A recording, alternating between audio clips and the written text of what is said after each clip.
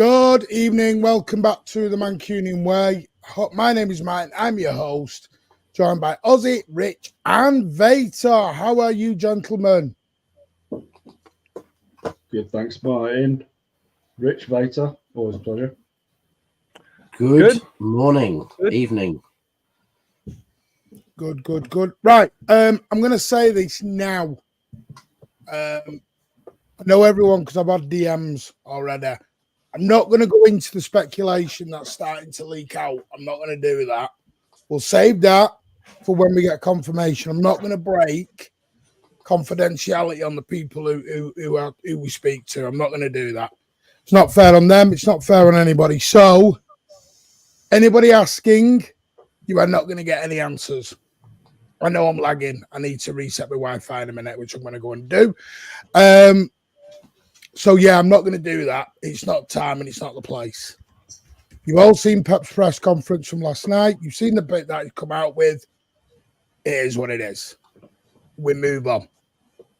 So, it is what it is. We move on about it. Yeah, it's not the right place to do speculation and that. But, yes, there'll be changes in the summer. That's all you all need to know. Right, so tonight we're back for the 2026 rebuild. Before we get into that, I am going to ask Ozzy, Rich, and Bater's opinion on the old Carabao Cup defeat last night, because no one was bothered. And then everyone had a meltdown afterwards, which was fun. No one was that asked about going out against Tottenham. And then we get beat, and everyone went into a meltdown because we lost.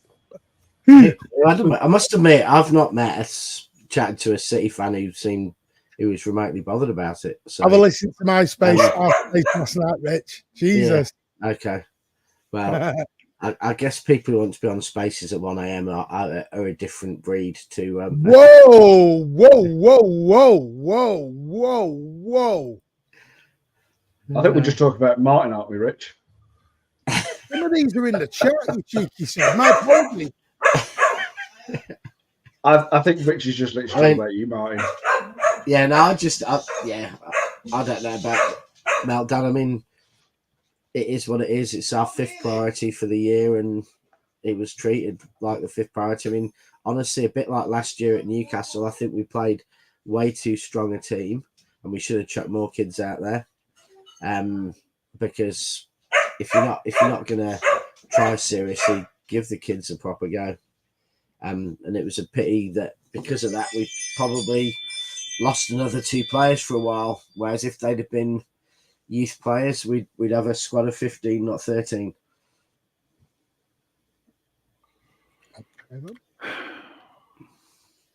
Vader? Go on, Vader. Let me first say great to be back. I'm trying to join these guys with my representation of beard and platinum. I'm trying to get there, guys, so please welcome me amongst the group. I'll say I wasn't disappointed with the loss, but I was hugely concerned with the injuries and what it meant moving forward. That's the thing that really we want these games played. We want to see whoever ends up being the starting 11 or the squad. We want to see them succeed and play well. And we don't want to see injuries, especially on top of the injuries that we already have. So that's where I was coming from. That's where the quote-unquote possible meltdown was, looking forward and being like, we got players that weren't available to play in the League Cup because they have their nicks and niggles. And then we have players that actually had to come out due to injuries. That was me. Now,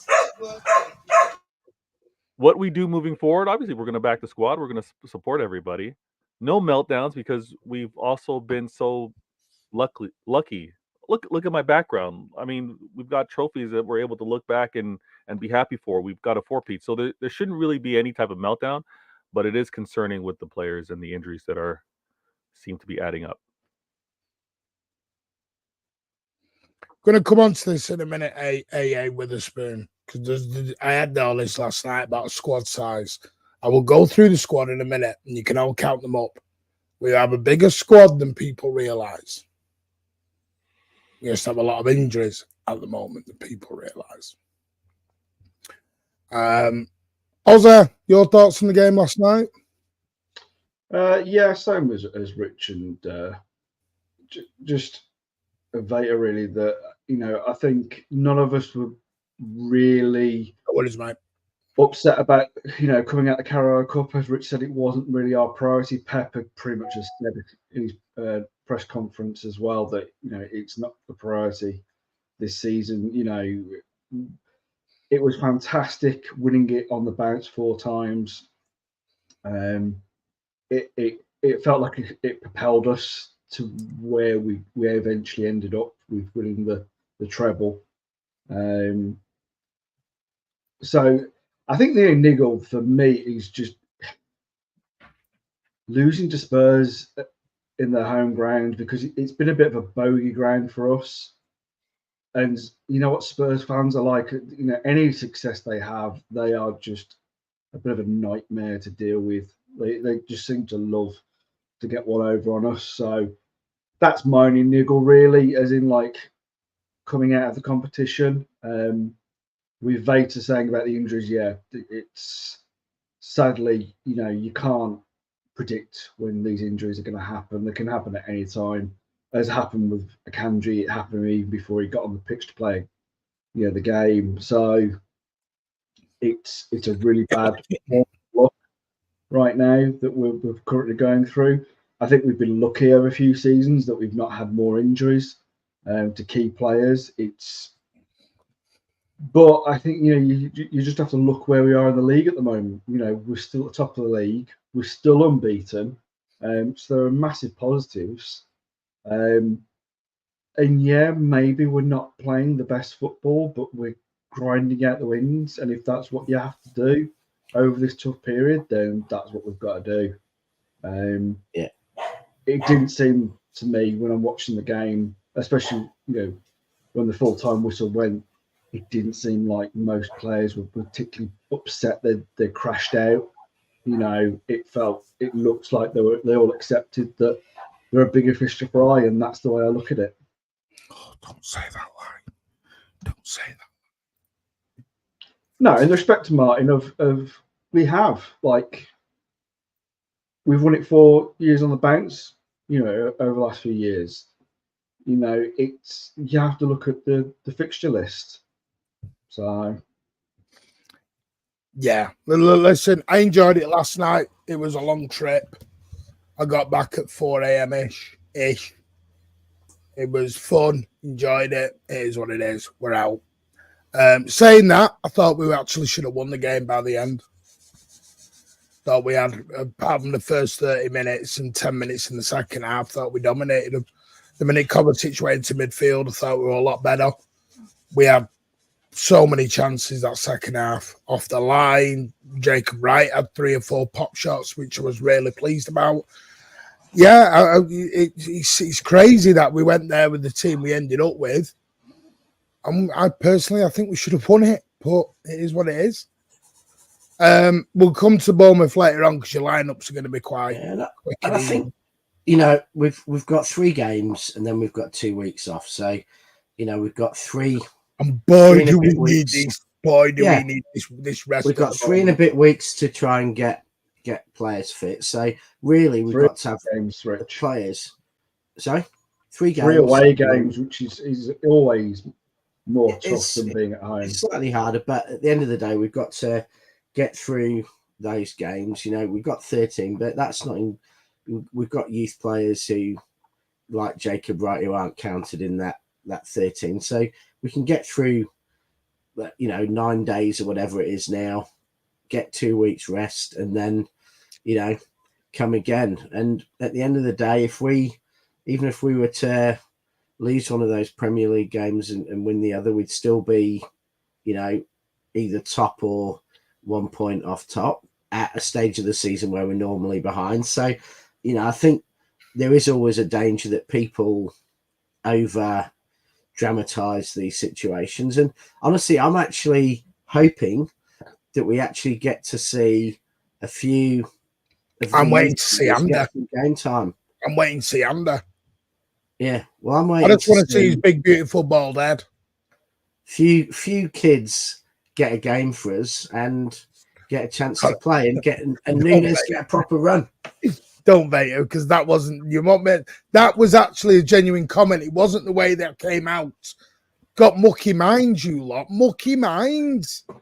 DC, stop laughing in the comments, because I know you're laughing. I meant his head is in his head, bald head. Yeah, question. Mucky minds, you lot. Get your head out the gutter. Do you know, Vader, I'm surprised at you. You're surprised at me. I didn't say a word. It was the smirk on your face like a little 12-year-old. My God. I didn't say a word. I've heard many pet names. That's why I was like, you know what? Let me just remain quiet. Have Martin. I just have a lot of pet names for different people. Later. No, I don't know what pet names you've got. Are you coming on or not, Andy? You got the link. Come on for an hour. Have I got an injury up there? I've got. Listen, right, we'll go into it. But it is what it is. We're out. We have got a lot of injuries. I totally agree with that. But hey, it is what it is. I was impressed with some of our academy players. We'll get into Rich shut Alan up in the background. Oh, you meant the dog. Right, I get you now. Sorry. Hi, hello, Coffee. How are you, mate? I'm not having that. My dogs are not moaning. My dogs don't moan. They're positive.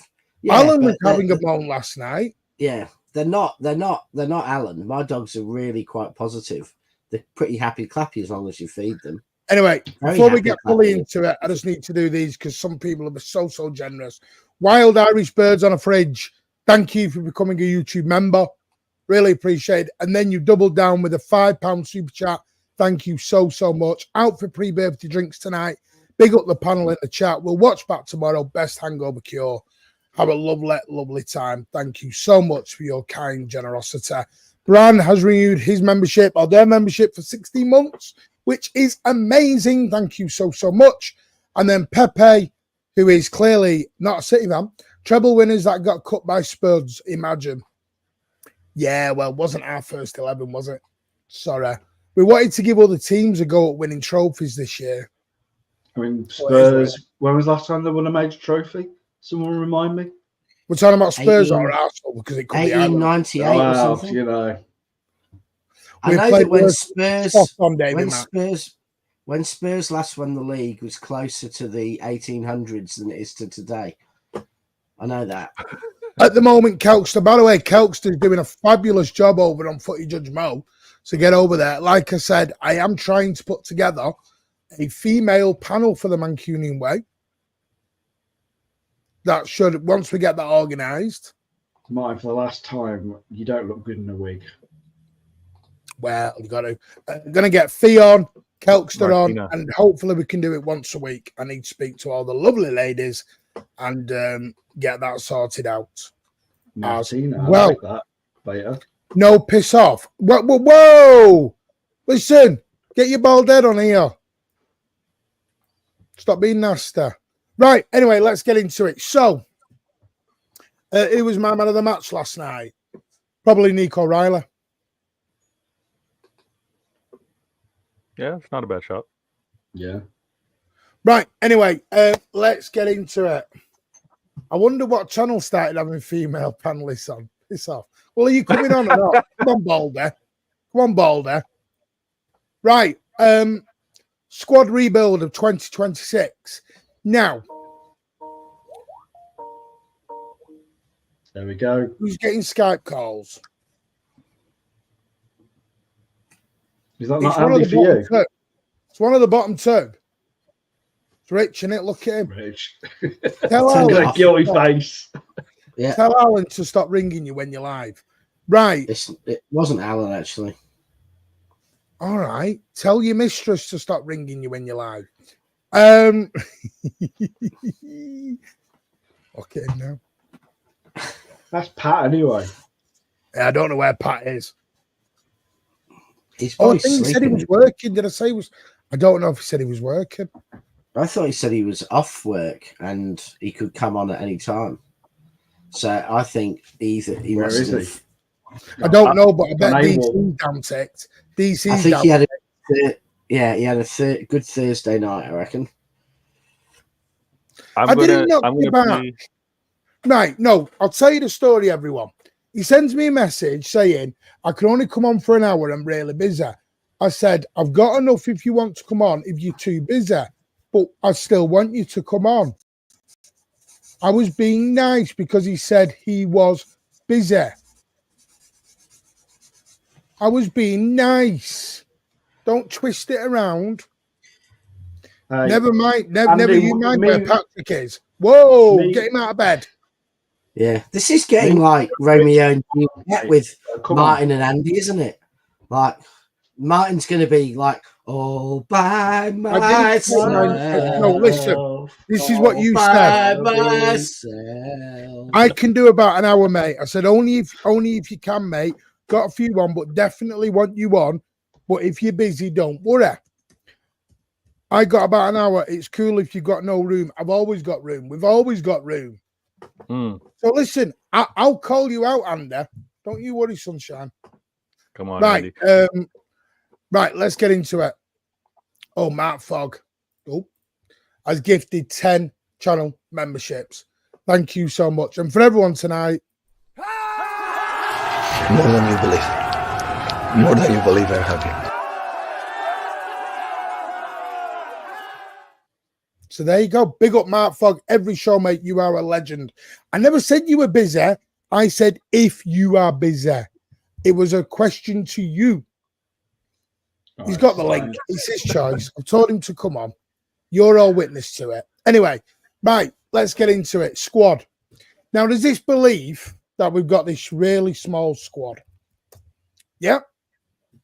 That we have a really, really small squad. Well, they're generally the beliefs we've got the biggest squad in world football, but now, some if City someone wants fans to get a believe pen and it's small. paper, they can do. But this is our squad. Now, before you all go, that he's a kid and everything else, we've got Scott Carson, Edison, Ortega, Moreno, yeah? Akanji, Nathan Ake, Ruben Diaz, Josco Gabardio, Rico Lewis, John Stones, Kyle Walker. We have got Wilson Ashbrand, but he's never used. Midfielders, Oscar Bob, Kevin De Bruyne, Jeremy Doku, Phil Foden, Jack Grealish, Ilkay Gundogan, Mateo Kovacic, James McAtee, Mateus Nunes, Rodri, who is injured, Savio, and Bernardo Silva, with Erling Haaland up top. And you've also got Nico Riley you can add into that as well. So we are actually bigger than what people believe we are. Now, if people are going to say, is the quality there? Maybe not. But I've had this debate, and loads of people have, for many, many times now, is unless we sold people, we didn't have loads of room to bring in. Now we've got some injuries. Yes, you can now bring people in, but you've also got injuries to come back. Because injuries are not there forever. The only one who is out injured long term is Rodri. So he's the one you could buy someone for. You cannot just kick players out of the door. Yeah, no, I think a backup number 9 as well. I think our squad has maybe, yeah, I would give room that. for a backup number 9. But we don't have a lot of room for anyone else unless you sold people. And the trouble is with a selling club, you've got to have the right fee and a buyer. If no one's willing to buy at the fee you want, you can't sell them. What they go out on loan. But if no one wants to loan them and then pay their wages. Because it's not City obligation to pay their wages. No, it's a split sometimes. But that's not always an advantage for the club. No, but if you want a player out, you have to get room for the players to come in. But that's what I'm saying. There's this belief that we can just go into and just buy players. Yes, we've got loads of injuries. But by the way, you've got Echeverri coming back in January. Sorry, coming in January. And the plan is up to now, he will be staying with the squad and will be given a go. Oscar Bobby's back in January. So there's 2 brand new players in. Depending on how he comes back. Yeah, I mean, I don't think. I think it's. We talked before the season about it. It's a 6 and a 9, and I don't see that. Even with the injuries, I don't see the situation different to how I saw it back in July, August, which is a 6 and a 9. We need, and we've needed for years, a proper backup to Rodri. And, you know, we've arrogantly thought we could get away with it. And it worked 4 years and it didn't work this year. And we need a backup we definitely need a backup for Haaland, because the false 9 idea is silly, because the false 9 idea works when you play it every week. It doesn't work when you play 4 games with a 9 and then you try and tactically completely change the team for 1 game. That doesn't help the players, especially the younger players. It doesn't help the new players. So we do need a backup 9 who's happy to play 1 game in 4, 1 game in 5, and not play the bigger games, other than maybe coming on for 15 minutes. And they're not easy to find. Well, if you go for a top quality player who's in their early to mid 30s who wants to win trophies before they retire, I think they're easy to find. And I think we all knew there was one who would have been perfect. Who? You know, I'm not going to say it, or you'll just hide me from the screen. But the problem is you've got, Rich, right? Chris Wood's not coming to sit on our bench and play 10 games. I think he would 100% come for a 6-figure salary to win a couple of trophies. What? You're giving Chris Wood a 6-figure salary? Of course you are. You get 100 grand a Are week. you on drugs? He'd be our lowest paid player. You on He'd be our drugs? lowest paid player. You knew this was going to happen. He'd be our lowest paid player. There's other Hang on, no, equivalents. Rich. Doku's only on 60. Oscar Bob's only on 50. What are you doing here?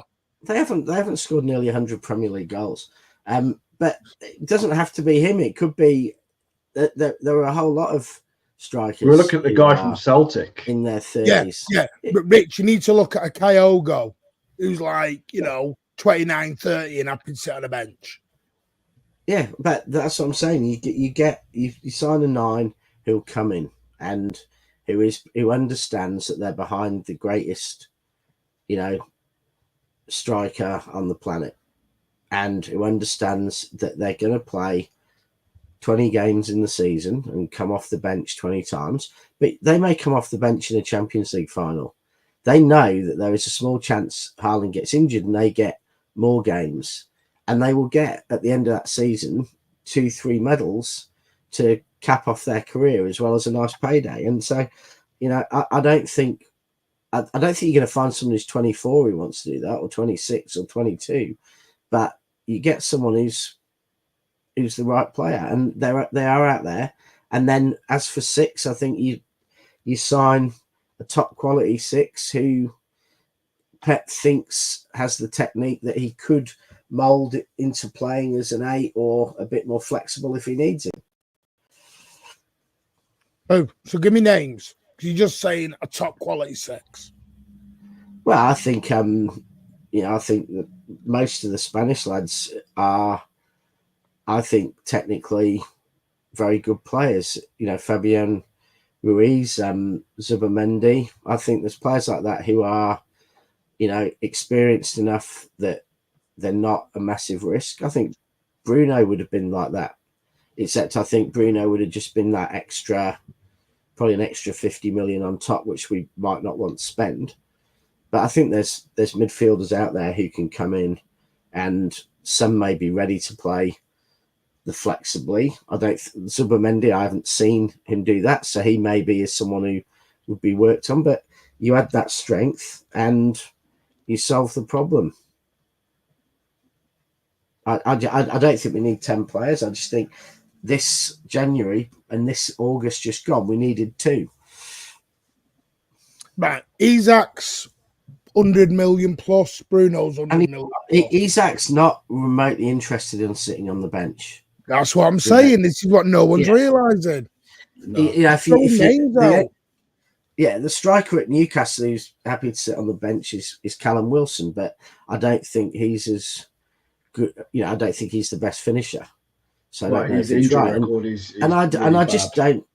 And I don't see Isak, whose whole game is based on, really breaking at pace and stuff, even more so than Haaland. I just don't see he's a City player. He's a great player, and I like him. But why would you spend 100-odd million on a bench player who's going to play 1 in 4 games and maybe isn't even suited to you? Guimaraes would slot straight in. I've got no doubt at all. But City didn't want to pay 100 million for him. No, I'm not saying. See, Dash, why are you doing that at the minute, mate? Whenever I said pack your bags and go, but you can't sign more than if you've got no room at the end. You've no room, mate. You are only allowed to register 25 players in your Premier League squad. Chelsea get away with it because they benched about 10 of them out to the reserves. Chelsea are a mess of a football club. Now, the trouble is with Chelsea, they're not bothered. That's why Sterling and Chalobah were just banished to the reserves. They're not even trading. They weren't even trading with the first team. Is that what we want now? To just kick some of the players down to the EDS and go and train with them? And I know women saying, but the thing is, we've chosen Echeverri. It is what it is. It's not, and someone's put Bob might not be the same, and he might not be, but everyone was raving about Bob in the summer. Bob will be the same. Bob's not had an injury that is going to affect his movement or anything. I mean, he may take some time to get his confidence back, but I think he'll be fine, and he's going to be back sooner than we thought, isn't he? Anyway. Yeah. Well, no, he should be back December, January. Well, he said November. Like BB's put Evan Ferguson. Brighton went about 75 million for him. They're not going to spend more on the backup than what they did for the main guy. My problem, Martin, the reason I said, we want a backup is 30 or 32 or whatever. Yeah, you want someone who is happy to sit Ferguson needs, he needs to play 38 games a season and really get used to playing football and everything else. So you need someone who's mature enough and experienced enough and good enough that they can just come in, play a good game, come out. It could be a Callum Wilson. It just has to be someone who can play 9.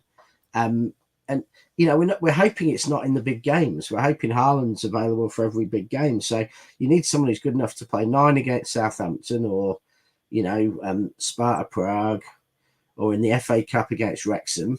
And, can rely to be fit, professional and get you a goal if they get a chance. See, people aren't being serious in the chat here. You're giving me Aguero, Edin Dzeko, bloody... Come on, can we let's get a bit serious. LB. Is LB in there? What I mean, it's all LB, buddy. Mutants from LB's lot. What it all is. All the mutants are here. Well, of course, Alan's going to agree with anything LB says.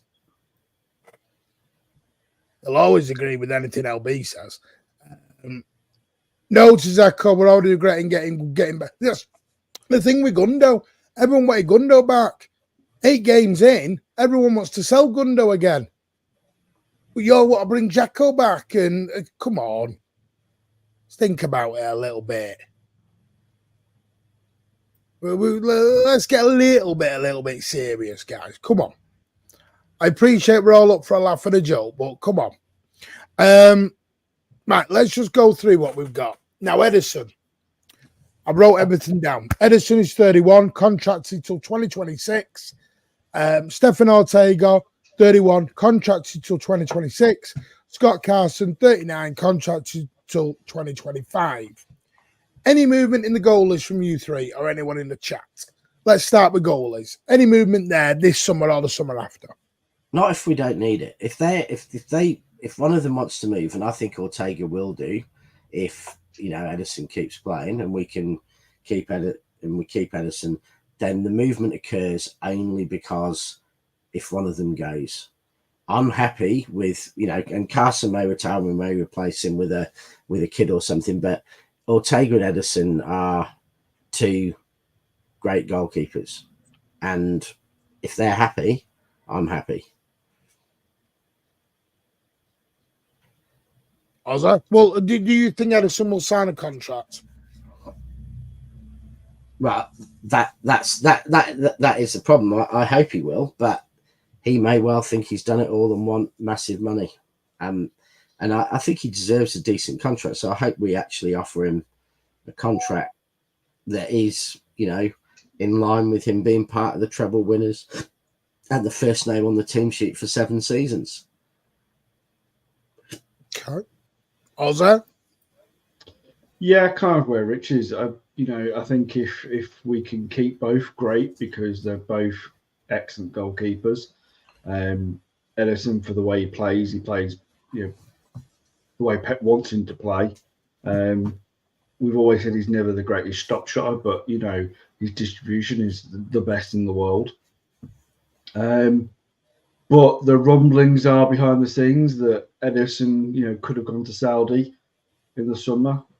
Ortega was also flirting with leaving, but then, thought he could get the number 1 shirt because Edison was like who's going to go out the door. Edison didn't have the best of starts. He seems to have found a bit more form of late. So his head seems to be a bit better on. But as Rich said, I think he's angling for a new contract and deserves it with a bump in pay. So it's very much we've got 2 great goalkeepers, but the likeliness of us being able to keep both is unlikely. One is probably going to go in the summer. So then you've got to think Scott Carson is as much as I think some of us would love to see him as the backup goalkeeper, it's more likely not going to happen.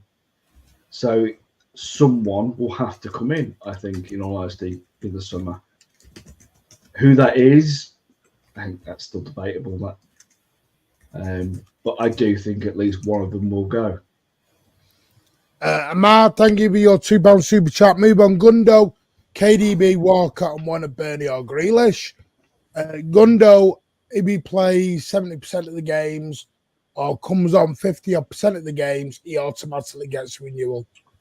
I'd like to see Gundo in our coaching setup, so I'd like to see him stay. Like Fernandinho didn't stay as a coach, but Fernandinho stayed and played 10 or 15 games, when he was, 36.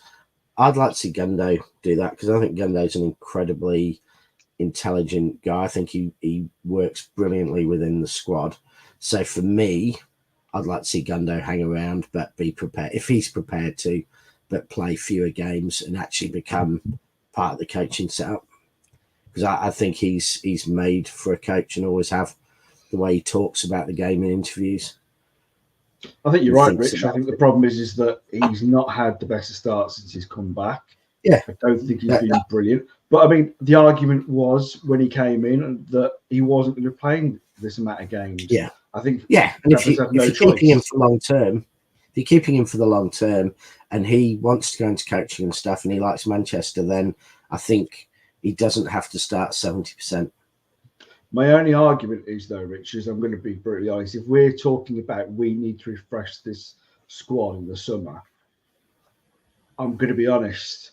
I would rather axe him from the squad and bring somebody new in, fresh, than keep him just because we're just keeping an old player when we know realistically we did the same with Fernandinho, where we kept him going.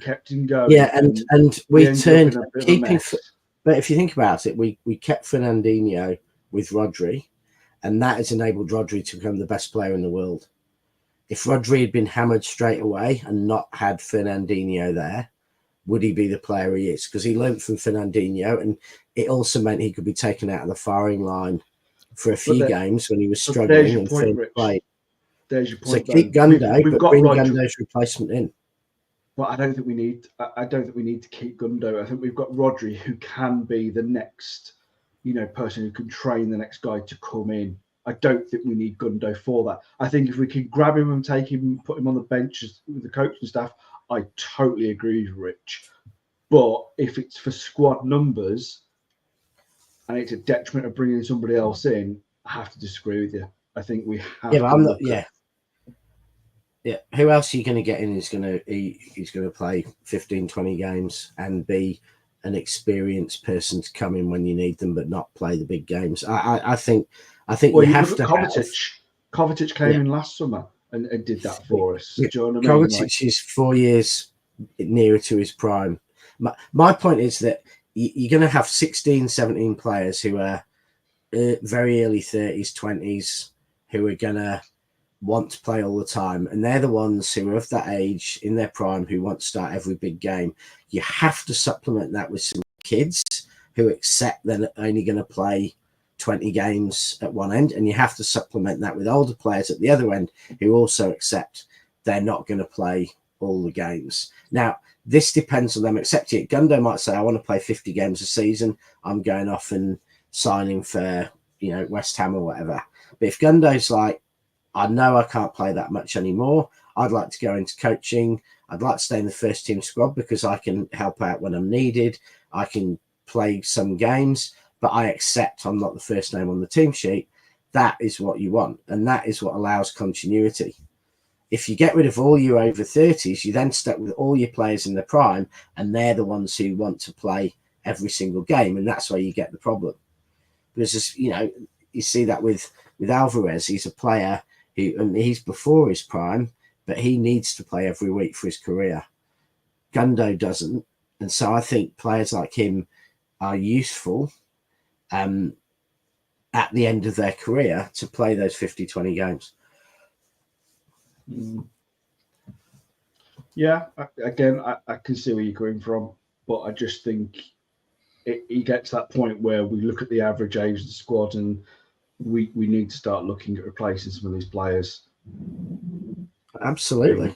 Like said, he's got this automatic renewal. Yeah. But I think what I'm saying is if Gundo plays 50 games this year, next year he plays 20 and you sign a player, he's going to play the games that Gundo hasn't played and some of the games that some of the other players who move on don't play. So I think you are. I'm not saying for a second we don't replace with some younger players. We have to. But I'm saying you bring them in because I think Fernandinho and Rodri was a prime example. We brought in the player. So Gundo's replacement, whoever that is, comes in when Gundo's still here. Rodri's replacement comes in when Rodri's still here. De Bruyne's replacement is already here, so we don't need to worry about that. But then that's not going to happen, though, Rich. Then we need to think about Foden's replacement. I don't think you can do that with every player, though, Rich. I will say this. Hang on a minute. I do think we're going a bit OTT on the Gundo stuff because I know Ozzy, you were against it at the start, but a lot of fans were over the moon when Gundo come back. Now, because he's had a bad slow start. I'm not going to say bad, a slow beginning, but he's playing in a role that I don't think he was planning on doing. And let's be honest here, we are decimated in the midfield with injuries. So it is very different right now. We're not playing the same way to when he left, by the way. That's another thing people haven't noticed. We've got two out-and-out wingers at the minute. We wasn't playing that when he left, in his pomp. He was the guy breaking late into the box because we were going more through the middle than we were going down the flank. And Martin, he is still created by his late runs into the box 6 or 7 great chances. He just hasn't finished. If his couple of his headers and a couple of his shots had been 50 centimeters the other direction, Gundo would have 4 or 5 goals now, and we'd all be raving about. Yeah, he's back. People are looking at Gundo like the Gundo who left, and he was never going to be the Gundo who left. He wasn't coming in to be the guy. He was coming in to be the backup. The trouble is, because we've got so many injuries, he can't be a backup anymore. He's got to play. And that was my problem with bringing him back in, Martin, is that if this scenario was going to happen, and like I said, hindsight's a great thing. So you want to spend 100 million on Bruno? Yeah. So what happened with Bruno? You spend 100 million on Bruno, and what happened with Grealish? Not worth the money. Bag of shit. Blah blah blah. Say that happens with Bruno. That's if, buts, and maybes, Martin. We don't know. Do you know what I mean? Like, you know what I mean? Predict. Obviously, you're not going to like this, but within the fan base, there is this self-entitlement. I want the new toy. I want the big money. Yeah, and I'm not. We're not Real Madrid, that, Martin. I'm not turning around and saying bring in the shiny toy. I'm on about bringing a player that's going to enhance the squad. and make it better. Now, Bruno Yeah. possibly could But have Bruno- done that. I know we Yeah, had this it's a debate risk signing months any ago. player. It is though. Bruno's it's 20. It's a Bruno risk. doesn't, and I think we had this debate back in July, but Bruno doesn't really bring the age of the players down. He just brings you another player who in a year or two is going to be 30 and doesn't significantly change the age of the squad. I mean, my big thing with Bruno is we need a player who's ideally 25 or less coming into that midfield. Someone who's got 7-8 years in their prime. Now that's why, you know, maybe we're looking at the lad Richie at Torino because he's even younger than that. But we need to get youth, and that was my big problem with Bruno is 100 million on a 28-year-old who doesn't really make your squad younger. Yes, this season it would have probably been a good move because of the Rodri injury, and we'd probably be glad we'd done that now. But I don't think it was a sensible move. I think if we're going to spend 100 million on a player, they've got to be 22. Yeah, and we've got. Yeah. Can we just remember, by the way, we're not looking at now. I think people are getting confused on the now part. We're looking for the future. The next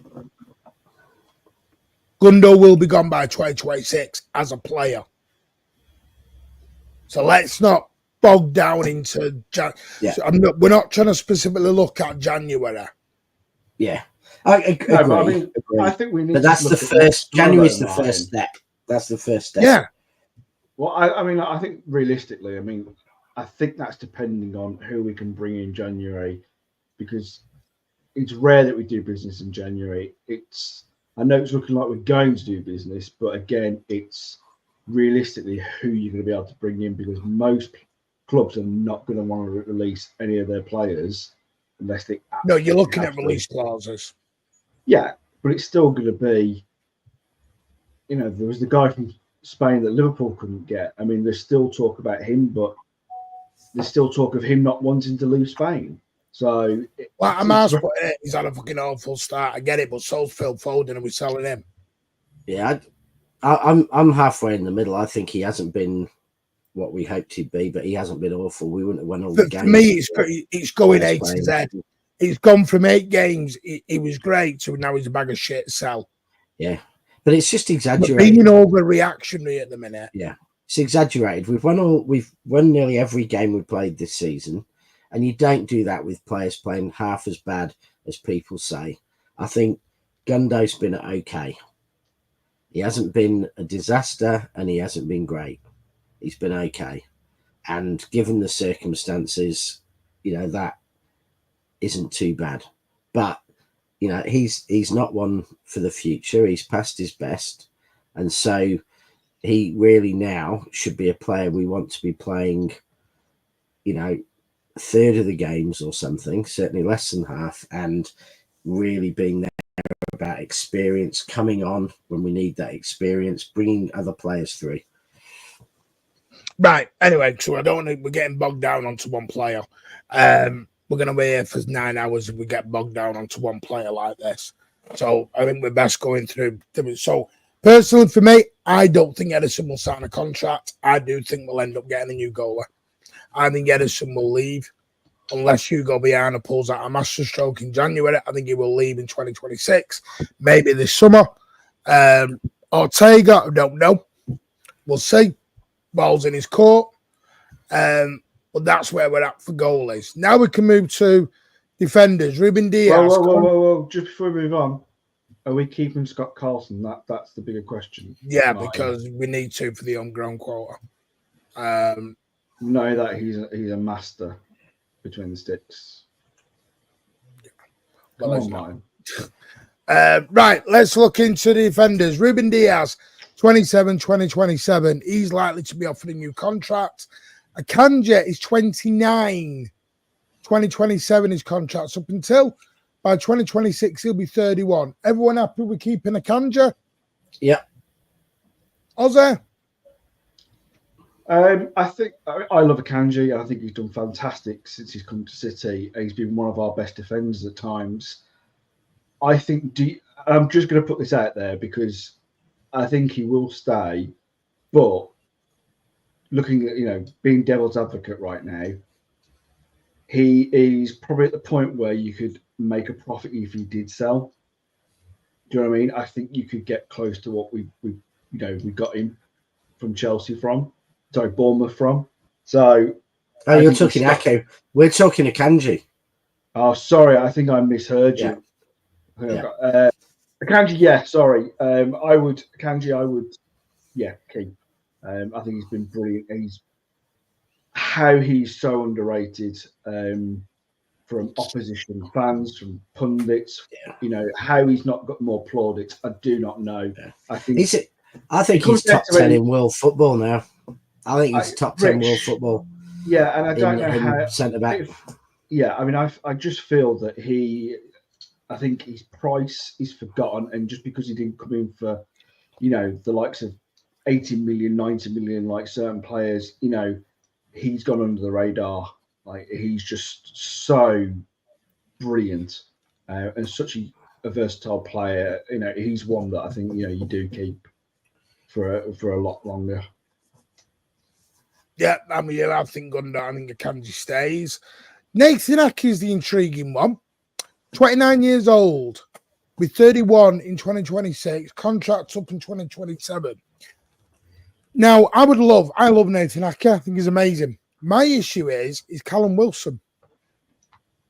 Doyle. Now, there is a not Callum Wilson. Callum Doyle. Bloody Callum Wilson. Callum Doyle.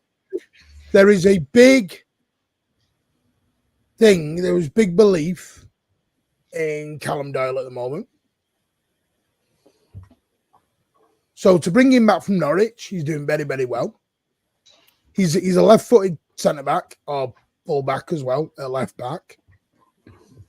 Do you keep Ake and promote a Callum Doyle? Or potentially lose Doyle?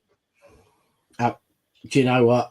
These are the questions I'm asking while I just go and reset my Wi-Fi. And I have seen a bit of Doyle, and just because of who Doyle is, that there really could be nothing better than Doyle coming through and really making it a City. And I've watched a couple of Norwich games, and he does look a good player.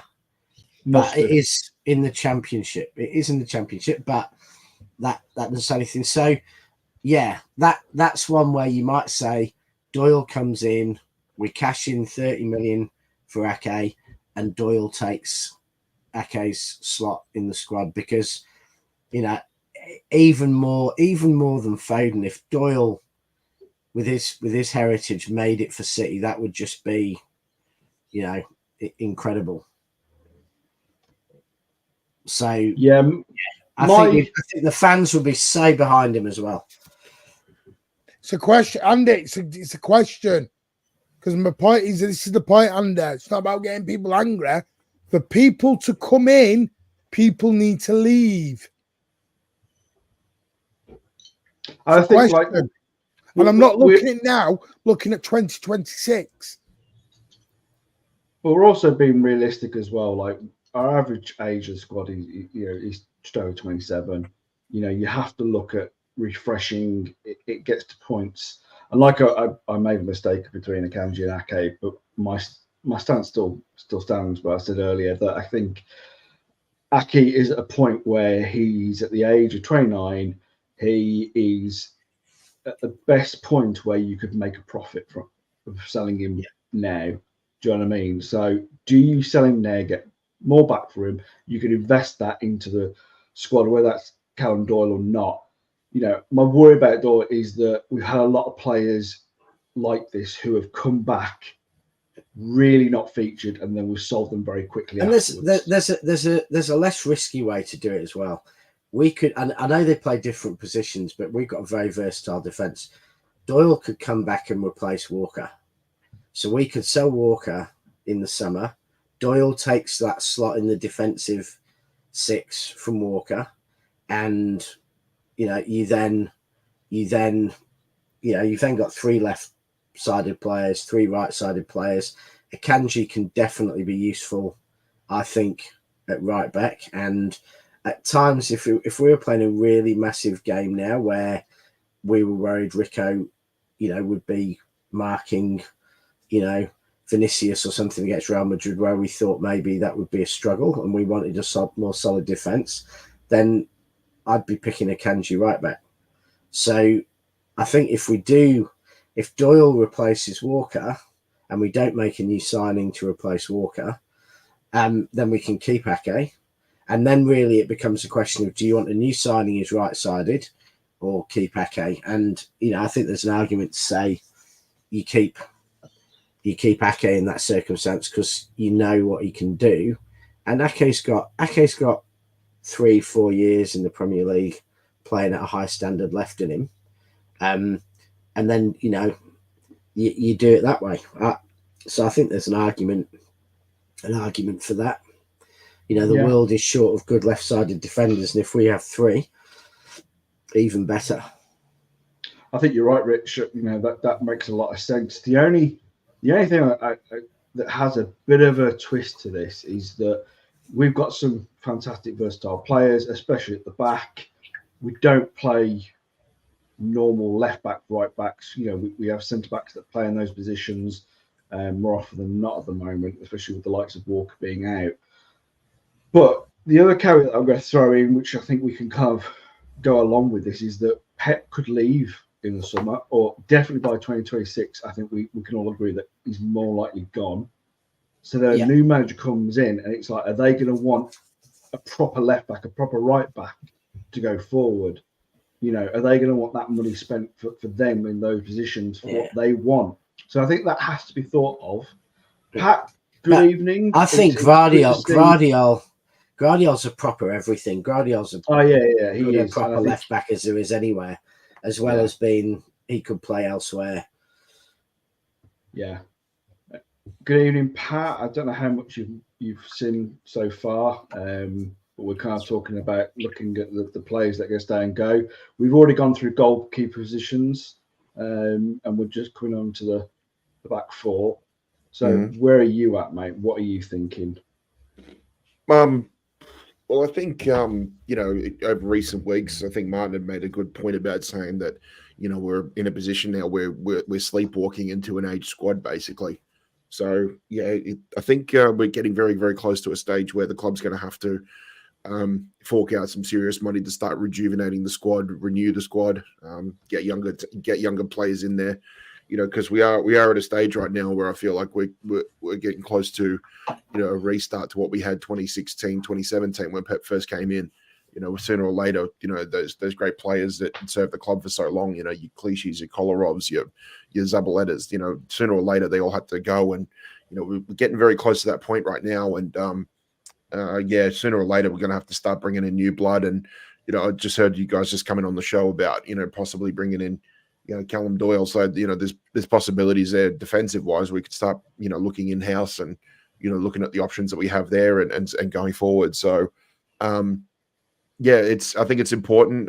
Callum Doyle's a big one because I think left-sided or left-footed centre backs or, players that can alternate across left centre back to left back are very, very short supply. So, that's something to look out for as well. So, I think it's important now that we start looking at the future, the future defensively as well. And, even if we are looking at bringing in players where they can bet in for a year and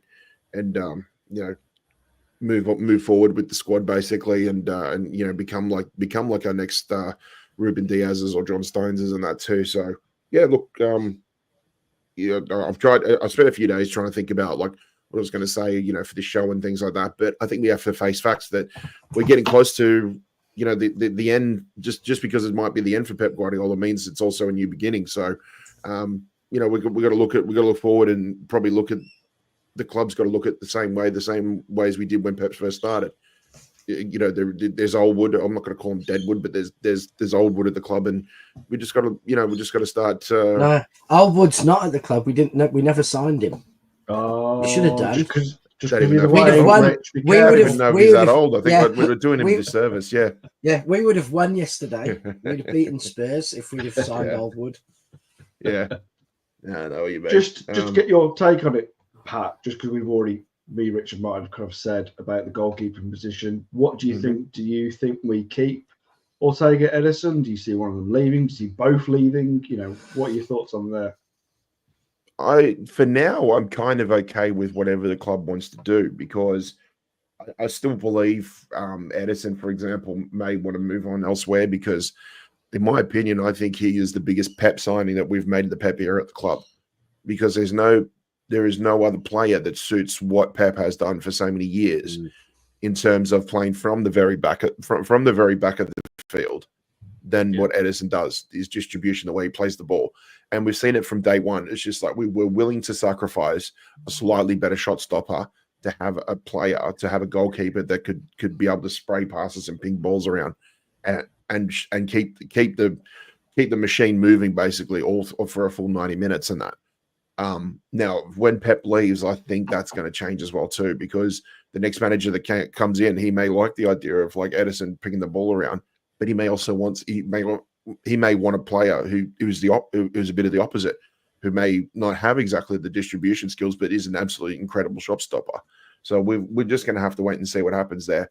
In terms of Ortega's Ortega, I think he'll be unless there's dramatic changes in what he wants to do as a keeper going forward, I think he may want to move around as well too. So again, got to enjoy him for what he is, and as long as Scott Carson stays around, that's all that matters. I couldn't agree with you more there, Pat. I think what we have to also remember as a fan base is that you're not going to be able to bring in, we're not going to find another Edison, realistically. There is only one Edison. There are a lot of the goalkeepers who, the distribution is good. It's becoming more and more popular with goalkeepers since Edison, really, that keepers can play out that way. But you're just not going to find a direct replacement. We're going to get onto other players, I'm sure, the likes of KDB and others, that you're just not going to be able to replace like for like. So that is something we have to accept. I think we can all agree on that, really, isn't it? Yeah. You're not going to find like for like, but you need to find the similar.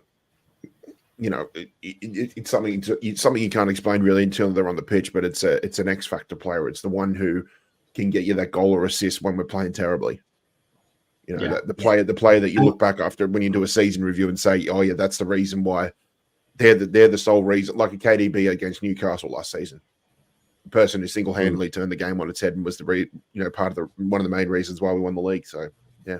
Yeah, and I think that's something that we've been able to do as a club, is we've been able to find these players and not only kind of find the diamonds in the rough, but also make them such better players. Do you know what I mean? We are able, our scouting network just seems to be able to bring great players in and make them even better. There's no denying that. I think other positions, I think we're going to get onto the likes of Walker and a few others. Martin, can I just say something? My apologies. Hopefully, I'm going to try. Don't know what's going on with Wi-Fi. I'm going to have to speak to Virgin again. Get another engineer out. Right? Can I say one thing? This is a hypothetical debate. I'm seeing people. Some are getting really hot in the chat when the purpose of someone going. Well, when you talk about Andy like you did, Martin, they're going to get hot in the chat. But no, honestly, Rich, people are getting really angry, and it's not a debate anymore. It's going into, can't believe you said that. Why this play? I understand we are all subjectively tied to certain players,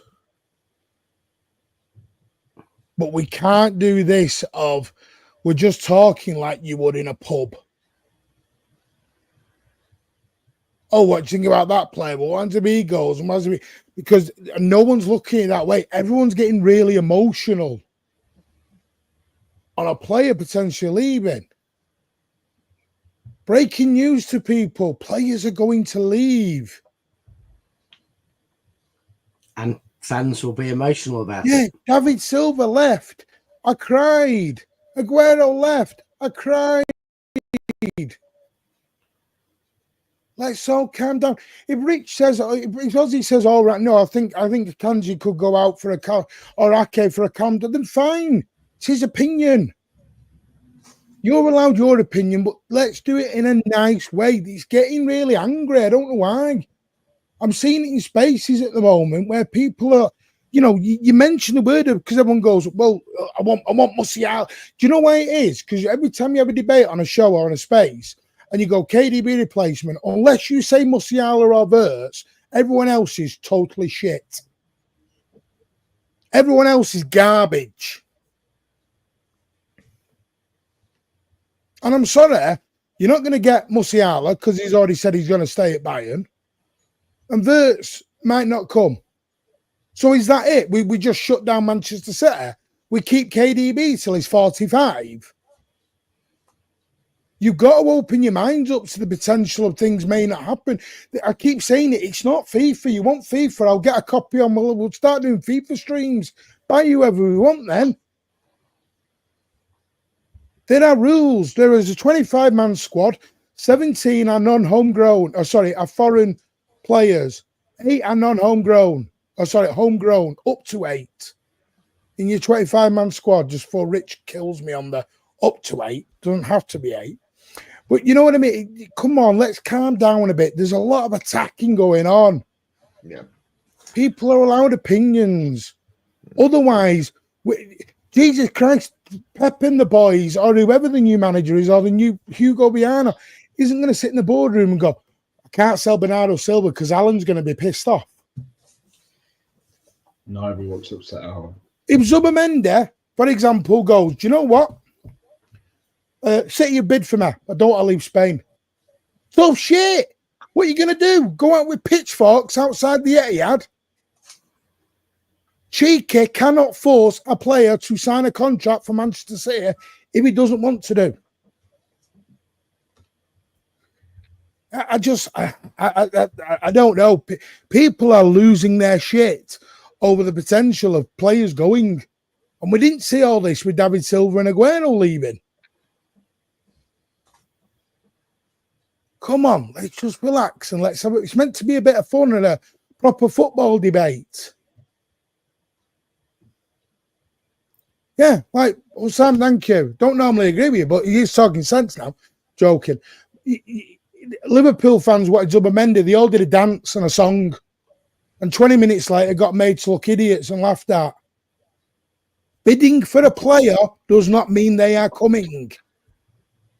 A player gets a say in his move. If Kovacic gets an offer of 10 million quid off Ipswich, does he have to go to Ipswich? No.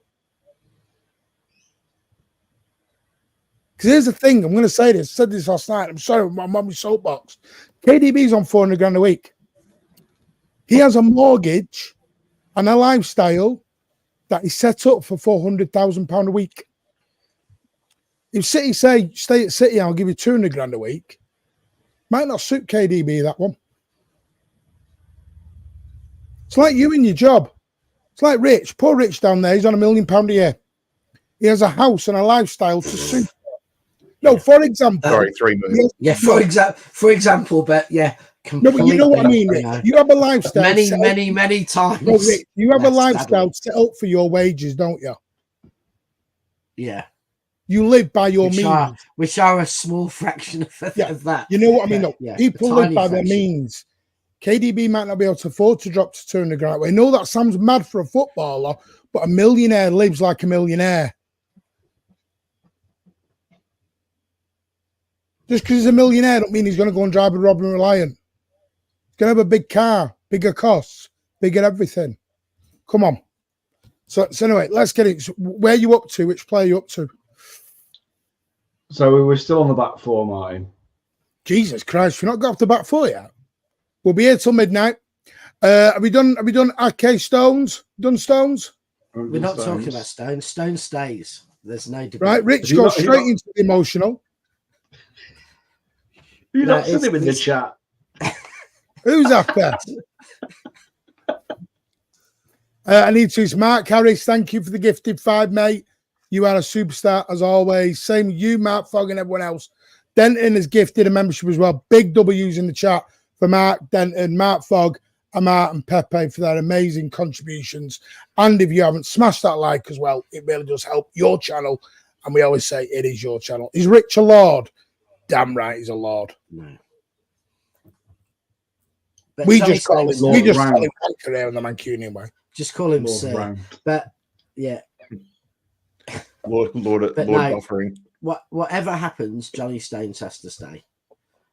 No, but you think about the John emotion on Stones. everyone else. No, but John Stones He's- comes into a couple of categories. Homegrown. He is, yeah, He's that homegrown guy.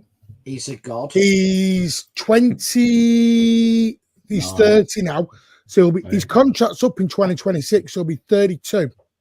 So the next contract renewal becomes a pivotal one. Do you keep yourself? I think with John Stones, it will depend on his injury, his fitness moving forward, on whether he gets a new. I think while Pep's here, John Stones is here. I don't think John Stones is ever sold by Pep. I think John Stones is the heart of the club. I want him to stay at least 50 years at the club. I want him like Buzzer when he's 81, going round, meeting City fans. Stones is the one I want. Yeah, when I'm 100. But then still coming on for supporters club. still coming on for a 10-minute cameo in when we're 5-0 up against Wickham in the third round of the Carabao Cup. Yeah, I think definitely. Stones is the new Buzzer. He's just part of the, he'll become Carson. And why lie? Carson, then he'll become. Blimey, Martin, your internet is awful. Yeah. I think just So we keep Stones, we sell Walker, and then we can move on to the midfield. So that I can at least have 5 or 10 minutes on the midfield before I go. Is anyone Go on there. John Stones? Is there anyone of the thought that if he can finally start getting his he can leave his injuries behind, that we could see him stay on for a bit longer?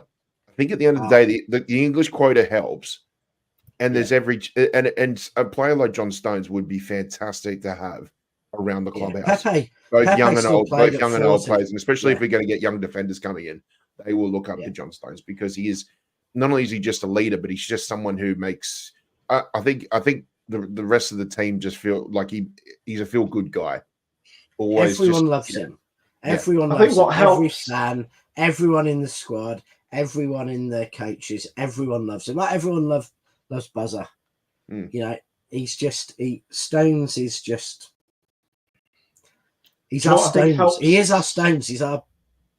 I think what helps though as well, Rich, is not only that he's homegrown, that he's everything you've said, but I think it also helps that we've got other defenders that are younger and great as talented as Stones is, and the likes of Ake, Diaz, and Guardiola. These players are pretty much going to be here for quite a while. So as much as he has got his injury concerns, he can still dip in and out, and he can still add like he already has this season. Do you know what I mean? So I feel that because we've got strong centre backs, he can stay. If we didn't have those strong centre backs, I think then you have to question and maybe consider him going out the door. And we know we've got the that quality he can come, players we can keep, and he can come back from injuries. Like some players get an injury and they're never quite the same again, but we know Stones can come back to being the world-class defender after an injury. Can I just say, and listen, Toxin, we are going to try for players. You just may not know about it. City are not going to make a bid public. Remember, Toxin, they made the Bellingham bid stuff public, they made the Rice stuff public, and they got looked to be idiots. They're not going to do that again. The way football works is the bid is generally the last thing you actually do. I know it's technically illegal, but it actually is. Said this 1,000 times. You speak through an intermediate or an agent and you go, are they interested in coming? Kind of money would they want? Okay, then. Then you go to the club and the money you're looking at. You don't make a bid and then the player goes, no interest in coming to you. You look weird, stupid, man, because didn't football about 20 years ago, football was the other way around. Yeah, it was. But I mean, I didn't even know what did the markets just start doing a 360 and just Yeah, we and there was, I'm thinking he's called Tete. I won't go into where he was, and even he said that's how football works. He's a former professional footballer at a good level, very, very good level. It's how footballers work. They get in touch with you. They're not meant to do, but they do. It goes on. It goes on every day of the week. You find out whether the player was interested first, then the bid is generally the last thing. I think it's because players have started to become a little bit more powerful than the clubs in some respects. Some players, not all, but you know, I think when you've got talented players that you want to try and get out of a club, it can be, you know, we've seen players go on strike because they've not got the move they want. Do you know what I mean? So it does feel that has slightly changed. See, so we're a Haaland injury at the moment. DB is okay, great. We are with the amount of injuries we've got. We are. But once everyone's back, it doesn't look as bad. Right, Gabardio staying 1000%. 22 years old, not going anywhere. I think we're building the club over around him for 10 years. Yeah, spot on. He's a 10-year Wilson Esperand. Defense around him. Yeah. Is everyone getting rid of Wilson Esperand, I'm presuming, by 2026? Well, unless he gets a go and shows he can do it in the first team, then yes. Right, so go and he does something. That's quite good. At the moment, yeah. And Walker, I think everyone's probably agreed because of. I'm coming. Well, I'm just coming to. I'm trying to fly through them, so we're not here for 4 hours. Rico Lewis, again, someone here for a long time. Yeah. Yeah, everyone in agreement with that? Yeah. Yeah. Right. Kyle Walker. I'll give you my thoughts. I think Walker will go in January. I'm making that he's ducking completely. I think Walker goes in January. It's a big call for the captain of the club to go at that stage of the season. I think he goes in January. Can we get Doyle back in January, or is he on one of those? Yeah, they are looking at that, Rich. I'm not sure there is a break clause though. That's the only thing. Because I think when you were off, we were talking about actually Doyle could replace Walker. If Akanji plays more right back, Doyle can replace Walker and keep Ake.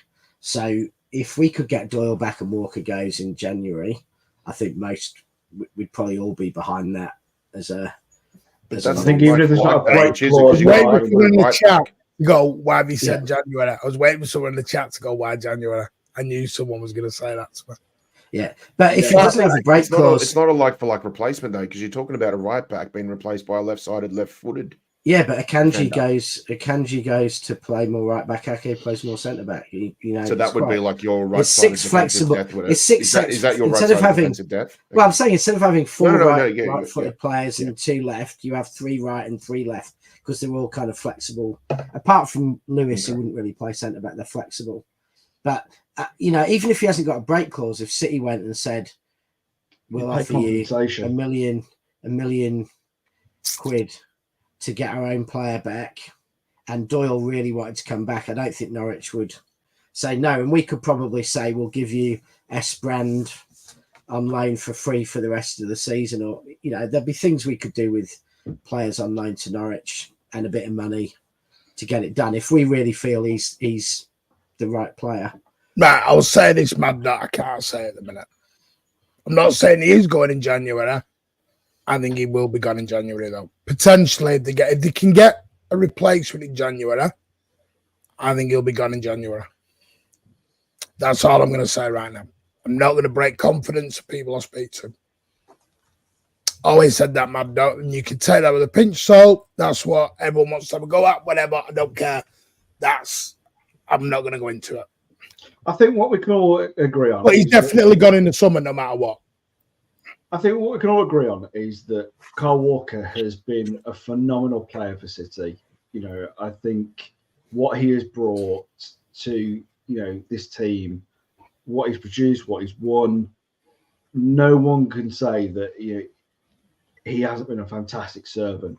He, for me, has been one of the players that has, when he's come through the door, thanks to Pep, he's performed so well. And I think he's a fantastic player, but his time is coming to an end. Whether it's, whether he goes in January or not, it's looking like he's going to go sooner rather than later. Let's be honest, because I think his form has dipped. he's not the player that he once was, and that happens to all players. But I think we could all turn around and say that he goes with our blessing because he's been a fantastic servant, you know. And if it's time, it's time. But I think we've got to respect the man and the player. Yeah, I think I think it's a little bit easier to part ways with Kyle Walker compared to other players. I think the sentimentality thing doesn't necessarily apply to him as much, and I'm saying that with the utmost respect, and I'm not saying that because of some of the things he's been involved with, off the field and that too. I'm talking about the player himself and what he meant to. He's been the best right back in the Premier League, mate, for a long, long time. Yeah. You already see panel chats where they start talking about like he's already he's already mentioned for like right back for like all time Premier League 11s. I'd go beyond the Premier League. I think once Alves had dropped off at Barca, I don't see there's been a better right back in the world for a lot of that period. As a defender, he's not, he's never been the attacker some others were, but I think Walker... I'm only guessing, by the way. I'm just saying it's what I think is my opinion. But either way, the thing is, Walker is, 34, in early next year, or 35. He's got in the summer no matter what. So, and his game is strongly based on his athleticism, which is undoubtedly starting to, move away from his peak. Top speed, not that different, but he's off the mark. You can see he's not what he was. So I think it's inevitable that, he had to go last season, this season, next season, because that's just the reality of nature. Anyway, I'm going to have to go. So all I'm going to say for the rest of it is we do need to sign a backup number 9. Now and maybe for the next 18 months, and then think about the succession plan for Haaland. I think I'm going to fly through some of these because some of these are a lot easier to do. Cheers, Rich. See ya. Have a good one, mate. Speak to you soon. Right, next one. Walker's gone in the summer for me, no matter what. Been a great servant, fantastic player. Thank you for all your service. Nothing bad. It is what it is.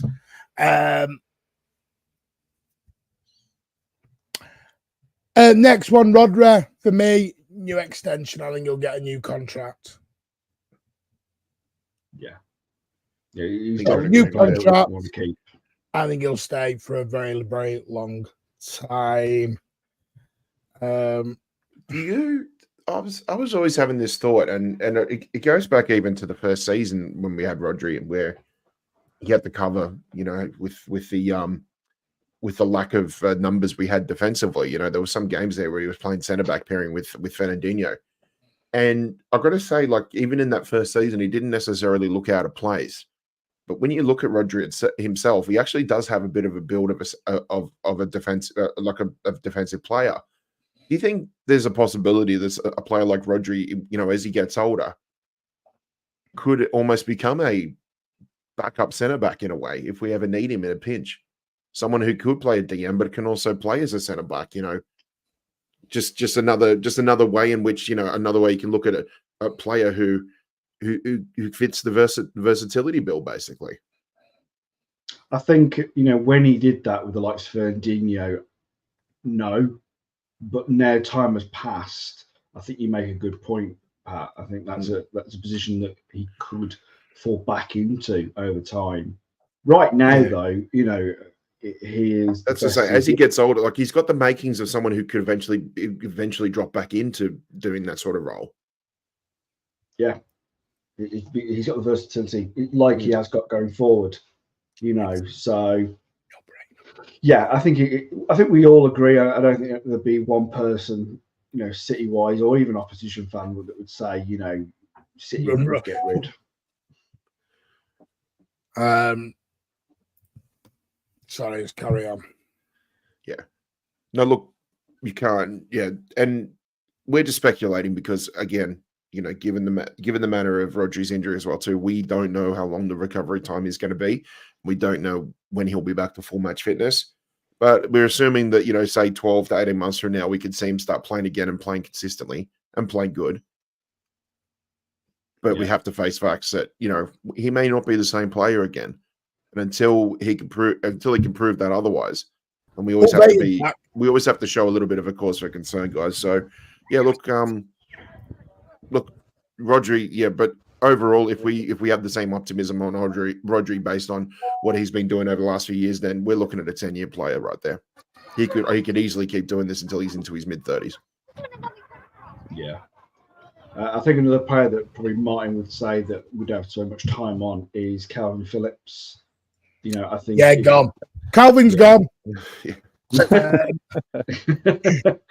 was quick. Mateus Nunes, I do think 26 years old, contract to 2028. I think he could still have a bit of a future here, beyond 2026. Agreed. I think that depends on the new manager and who it is. I'm going to play devil's advocate because sorry, Vaya, go on. I was just going to say, I think before you play devil's advocate, I would say the versatility that we're seeing from, sorry for the background noise, I'm just out trick-or-treating. The versatility that we're seeing from Nunes, I think, is a benefit on why beyond 2026 makes sense, because he's showing that he can play on the wing. Obviously, he was first brought to us to be playing within the central part of the pitch and might still have a future there depending on the manager. So I'm encouraged that he's beyond 2026, but what do you got to say, Ozzy? I was just say, just playing devil's advocate, as much as I think he's done brilliantly over the last few games, I think, do you start thinking, yes, he's playing well, but you're putting you in the shop window a bit as well to say, this is the player he was when he was at Wolves. This is the player that he's been for us. He's stepped into the breach. Oh, you're trying to flip him. When everyone's but again, when everyone's fit, does he start? That's the question. If everyone's fit, everyone's on the pitch, KDB, everybody. You're not going to like this. He's been more productive than bloody Grealish and Doku this season. Yeah, I know, but I'm saying that with everyone's fit, he didn't have the trust from Pep, only a few months ago. I got to challenge you, Ozzy, on this one, though, because as you say, with everyone fit, and we're thinking beyond 2026, who would be the fit bodies for him to have to compete with? I know. I agree with that there, mate. I'm just saying, playing devil's advocate, do you look at trying to flip him? Because I hadn't thought of that. That's actually. Can I just make it clear, by the way, because someone has already got out and tweeted out, Martin said Walker's gone in January. I'm guessing. No, I think you put it out there. Somebody in this chat, I don't know who it is, has already gone and tweeted it out. And there's 250. Someone's already tweeted it out because I've already had the DM straight away of someone in this chat DM'd straight away has put a tweet out saying, not kidding you, I'll read you the tweet. It's hilarious. No noise football. Just that Matty said Walker go in January, so now we know who it is underneath the Pep Guardiola press conference. Oh, here we go. You said it, mine. It's out. Cat's out of the bag. Oh, that's hilarious. I said my. Might was the key word there. I said my opinion. And everyone guessed it. Grassed up. I think another player that I think, a lot of people are going to have some controversy over is James McAtee. I think a lot of people were hoping that he would work out. You're jumping out of order here. Where are you going here? What order are you going in? You got your own order here. I'm not even at McAtee yet. He's a midfielder, isn't he? I was at Kovacic next, but you've jumped. Go on, we'll go McAtee then. Bollocks to you. You take it too long. Yeah, come on. McAtee, I think a lot of us were hoping, he would follow in the likes of Foden's footsteps. I apologise on my internet. And it hasn't happened. I think the game for him to step up really was, the Spurs game. I didn't see enough. I've not seen enough. I think he has slightly shot himself in the foot with the 2 years staying at Sheffield United. I don't think that helped his career. I I think you're harsh. I maybe Vader, but I'm being honest, and I'm being like realistic, as in like, do I really see him having a future at City? And it's just not plain to see, mate. And I'm just thinking, when do you think he goes out? This summer or the summer after? I think he goes this summer. If there's no improvement, honestly, and that may be harsh, Vader, but I'm there. It's 50-50 for me. No, guys, it's his first year here playing for the first team. No, but Vader, he's 22. This is the problem. He's not at 17. 22 is still young. Come on. Doku's 21, 22. But they play. They've shown. I think for 10 games into the season, I say a little more time. 2 games. I say no. I mean, I know, but we're 10 games into the season. 1 game. It's been 2 games.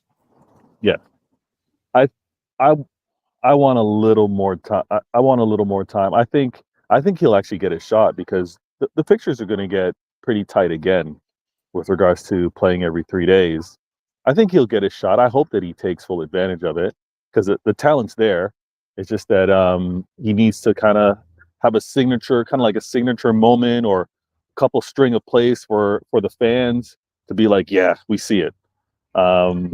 With our injury list, you're right. He's got every chance of doing that right now, but he's got to step up. Do you know what I mean? He does. Or if he doesn't step up this season, then for me, I think you do have to think about letting him go in the summer. I hear it, and I agree with you, Ozzy, in terms of like, I mean, we see what's happening on the pitch. He also needs to get the confidence for Pep within the training ground. So he's got to step up. I agree.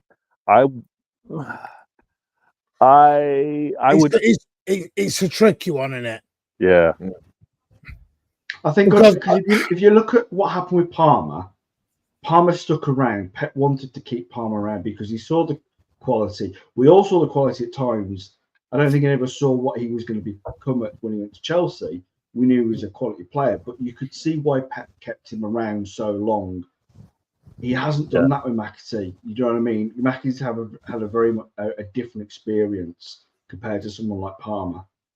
Do you know what I mean? So for me, that kind of tells you a little something. Yeah, I hear it. James, all right. He's on the clock. Yeah, look, it's with McAtee at the moment, I kind of would agree with you, Ozzy. I think there's going to have to be some tough decisions made, I think, in the summer. But also too, I think it's going to have to be McAtee's choice as much as it is going to be the club, because he expressed that he was happy to be around the squad for this season and learn from there. But as Martin said, 22, 23, you're going to be at a point where you're going to want to have to play and make a legacy for yourself rather than just being, subject to or surplus to requirements and things like that. So we'll just have to wait and see what happens with him. I just want to quickly go back to Nunes. And the thing I wanted to quickly say was that I think we're seeing more from this season, certainly, than what we did last season. As a player who just sort of stuck in there, has kept the faith, and has been able to now been able to sort of work as like the utility man, coming in and helping cover for injuries, and actually doing a good job and showing his versatility, and just being not just necessarily a one-trick pony in terms of being a midfielder. He's been expansive. He's been able to play. I think these sort of qualities, and hopefully, the next manager will be able to see this in Mateus, but I think there's a little bit of a future there for him. Someone who could definitely see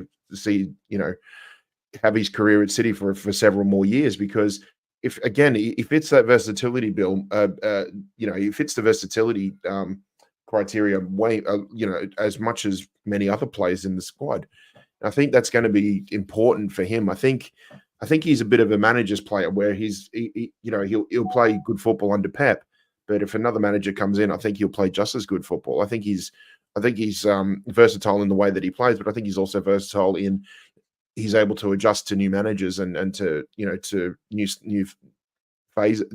styles of football. So I think there's potential there for that guy to stay on for quite a few years. Oh my God! Right, Alan's come up with some garbage. Maxi wanted to go on loan. Pep loves him. The problem is, Alan, with Maxi, in the EFL Cup, he's played 2 games and he played both 90 minutes. Yeah. In the Premier League, he played 1 minute. 1 minute. 1 game, 1 minute. He was on the bench for all the others. Champions League, 2 games, 50 minutes. Where does he get minutes now without the Carabao Cup? And then we're 4-0 up with half an hour to go, and that just hasn't happened this season. And then Alan comes in with Palmer has gone past Foden.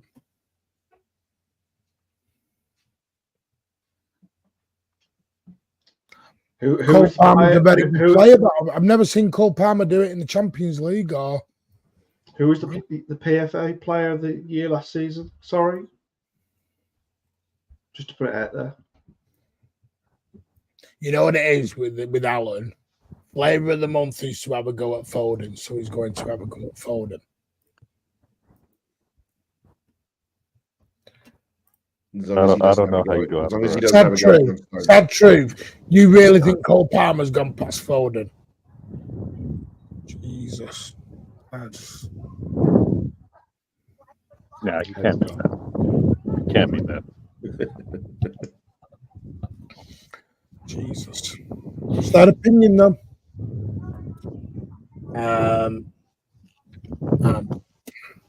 Don't agree with that at all. It's talking about the PFA player of the year. Yeah. But anyway, well, what's the point? Palmer has gone past Foden as it's the first 11th of 2024. What's that? What? What's that? I think he means as of the start of this year, when 2024, January 1st. Right, so be about the Islanders, there's an old saying: "Form is temporary, class is permanent." Let's not get caught up in the argument of Alan. Kovacic. I think will be gone by 2026. I think he'll stay another year. He's 30 years old. Contracted till 2027. It will be. Is it? Yeah, 2027. Wow. I suppose it depends if we buy anyone in January for me on that one. Mm-hmm. Yeah. I know what? He's Foden is a one-season wonder. Oh, that's wild. I think the reason what are the Kova? Don't worry about it. What's the Kova salary at? Is it reasonable? Like he was only on 100. He was only on 100K a week at Chelsea. So yeah. So I mean, I bring that up only because if it's not too crazy to deal, I think he's one of those players that knows he's that utility guy when needed. He won't be fussing too much to have starting minutes or first team minutes type thing. It's just a matter of wherever you need me, when you need me. So he might be one when we look at the exit of other midfielders like 2027. I think I can already see Martin being like, you can't keep everybody. Kova's one that I think you might want to keep from a salary standpoint, as well as him knowing his quote unquote knowing his role, to quote The Rock, and just being a squad guy. I think you're right there. I think he's a player that's come in and has done a great job. He's had some moments where he's done exactly what we need him to do. He's still at an age where I think you can come off the bench and do something for you. He's that utility player that I think that Pep loves. I think he's a player that will possibly stay another season or two. Beyond that, I think then that's what you've got to really think about moving him on. So, yeah. Can I just say big up to Mark Fogg, who has gifted another 5 memberships. You are a legend, mate. Thank you so much. More than you believe. More than you believe, I'm happy.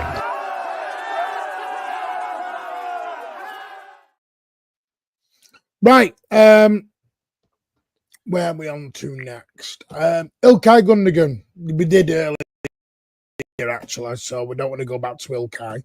Bernardo Silva? This is going to be the controversial one. Bernardo Silva, contracted till 2026. I think he'll leave on a free transfer, not this summer, the summer after. Yeah, I'm of that agreement. He'll be If he was 30. gone, he would have. If he was gone, he would have gone the previous summer when all the, I think when all he's the, when all lined the up. news was around him. I think he's lined up him to go back to Benfica. Yep. Yeah, I think you're right, Martin. I think he's gone past that point now where I don't think anyone's going to pay the release clause. I think he's got to that point now where he will go on a free. And would that make it 9 years at the club? Yes. Yeah, it would. Yeah, that's a good service. Good Totally number of years. Too many reactionary people in this fan base who rather have opinions on recency bias. I think recency bias is having a lot to do with a lot of things at the moment. But I do think, I think there is a lot of recency bias. I'll be straight with you. But for me, I think Bernardo Silva will leave. He's been an amazing servant, a world player for us, absolute legend of the football club. Can't thank the guy enough, but I think he will leave. Rightfully so, in the correct way, the end of his contract, and go off and play a season or two in Benfica for his hometown club, for his boyhood club. Mm-hmm. Yeah. And I think it's well deserved. Yep. Yeah. And that's a good thing too. That's a good thing too because I was going to say that's a good thing too with for club relations with Benfica because we're on good terms with them, given with the sale of Ruben Diaz and other players as well too, Edison as well too. The fact that we're going to give them back their boyhood player, and they're going to have a fantastic midfielder still in the Portuguese league there for a couple of years. That's the sort of thing that could help get us over the line. The next big young talent they're going to have come through, and especially given Hugo Viana is going to be coming in and running operations and that. And I've said it before with his experience in the Portuguese league, you want to see. I'll be curious to see what sort of young talents they could possibly scout out of there as well too. So, these little things that just can go a long way in terms of getting a deal over the line so that we can have the future, the next Rodri, or we could have the next KDB or something like that. You don't know where they're going to come from, but it's That's a great Pat. That's a great point. These little things can go a long way in terms of determining where our club goes for the next 10 years. Yeah, I'd like to add to that if I can. With what Pat's outlining there, it's like the ramifications and what projects moving forward, like the history of the club. Agents, as well as young players, as well as parents of these kids, remember how some of these players have transitioned from other clubs. And I think I know it's gotten some criticism of the past, letting go of some of our legends to go on the free, but I think it's almost an honor that's bestowed onto them. You've put in such a great service for us. You've been one of the great factors in terms of what we've been able to achieve and the success. And in exchange, you are bid farewell, kind of like on a free. And again, from a business standpoint, it frees up our books. We're no longer paying for their salaries, so it's not a lose. Yes, I know we don't get a incoming transfer exchange in terms of money, but we do let these players go and they come off the books and they get to go to the clubs of their destination for what they want. And players remember that. Agents remember that. So I think it's also can play a factor in recruiting down the road, like Pat just mentioned. I'm for it. I think Bernardo, as much as we've kind of been upset with him being rumored to go and not being happy at Manchester City and things of that nature, he does 9 years. It's like, thank you. Wish you the best. Yeah, and we've always, I think there's been that out there that, you know, if a player wants to go, as long as that player can find transfer request that we want from, you know, the next club, then, you know, the player can go. That hasn't happened with Bernardo Silva. No club has come in with what we valued him to be at. Unlike Alvarez, you know, last summer where, you know, he wanted to go, Atletico Madrid found the money that City wanted, he went. You know, it's that simple. Otherwise, you look at, like you just said, you know, later, where players do their stretch of 9+ years, and you know, we thank them for it, and they've been an excellent servant. Yeah. You know what you need to do, by the way, Darius Douglas? Stop listening to the Foden Saka comparison. One's a winger, one's a midfielder.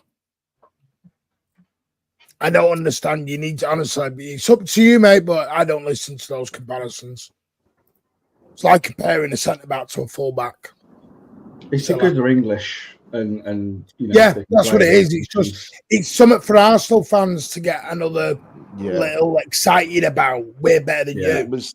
It was a comparison that was made completely for the fact that Foden was playing majority of games, especially during the treble season, playing in a similar position to Saka, but it was a completely different role, and it was just it was the most stupidest comparison. I think the problem that goes against him as well, apples to oranges, you know, like his England performances. You know, you look at the England performances, Foden never really has played that well, but the argument would be against that is that Gareth Southgate never played him in his proper role. You know, he always took him out on the wing. Where we've all said, but then you go on press conferences and say, "Oh well, Pep never puts him in the midfield." I'm like, what? Like, yeah, right. That's the future. That's the future United manager, ladies and gentlemen. We're there, aren't we? Kevin De Bruyne, right? I think Kevin De Bruyne will leave this summer. Again, fabulous player. Some will say the greatest ever player for Manchester City Football Club. I think age and injuries have caught up to him. I think they've caught up to him. And I think he deserves to go off. I don't think he'll sign a new one. No, I think he's got another 5 years. I hope you're wrong. We're looking at the Belgian Luka Modric right there, you know. Yeah, I hope you're wrong, Martin. I want us to put a lot of runners in the midfield. Keep KDB here for another, like Pat said. I want him here another 4 or 5 years. How do you buy anyone then, Bater, if you're keeping him? What do you mean? How do we buy? So how would you convince a Musiala, a Verts, a Bainer, a Sudakov? How do you get them over? We get them over telling them that KDB is the one that's going to have the reduced minutes and not so much of an advanced role. Yeah, but that's my point, Bater. You're presuming he's going to accept that. I think he might. Why? The only thing, the biggest concern is just from a money standpoint. Money talks. So if there's someone else out there willing to give him incredible wages beyond what he's currently getting at City, then yeah, I think he kind of says I won't take a lesser role to also get paid less than what I could get somewhere else. Sorry for the noise. I'm actually gonna have to drop it a bit because I got to keep up with these kids. But okay, let me be honest with you. Send me the tweet. The sentimentality is there for me with KDB. I give him my opinion. I said what I said. My opinion is I think he'll leave in the summer. Martin said he's leaving. I hope Martin's wrong. Yeah, no, it's just KDB the last 2 seasons, the injuries. That's why selfishly I want him here a little longer. I want him to end his stint here at City healthy, being the legend that we all remember him for, and to showcase it before he just kind of fizzles away with an injury-plagued season. That's just me. But guys, thanks. I'm gonna continue to listen on the YouTube. Yeah, I know, mate. You go and enjoy family, mate. Go and enjoy family time. Thank you. All right, great show, guys. Yeah, get over to the game, Steve. A lot of love. Great show earlier on. Let's get him to 1,000. Come on. Vader is 200 and odd away from 1,000. Come on. Let's get Vader over to 1,000. Come on. Let's show him a lot of love. Spends a lot of time, does Most some definitely. fantastic shows. True. So let's get him over there. KDB will only go if we get a star midfielder. KDB's out of contract, Alan, so there you go. I love him, but does anybody look at KDB in a similar way that we looked at Fernandinho for the last couple of years, where we had he was in a position with his family and with the club where we could allow him to just go sign a new contract 1 year at a time. How do you feel about this season? You think you got another 12 months in this? Cool. You had a good season. Do you think you still got another 12 months in you? Because I think we owe Kevin De Bruyne that. I think he has the luxury of having that as well too, just given his family situation and other things and that. And I think it is kind of similar to what Fernandinho had. He was still able to perform to an extent for the last few years. And we gave him that luxury of being able to just play one season at a time. And I think there's still enough. I think there's still enough in the legs if he's well looked after, because he proved it when he came back. He proved it when he came back last season, Martin.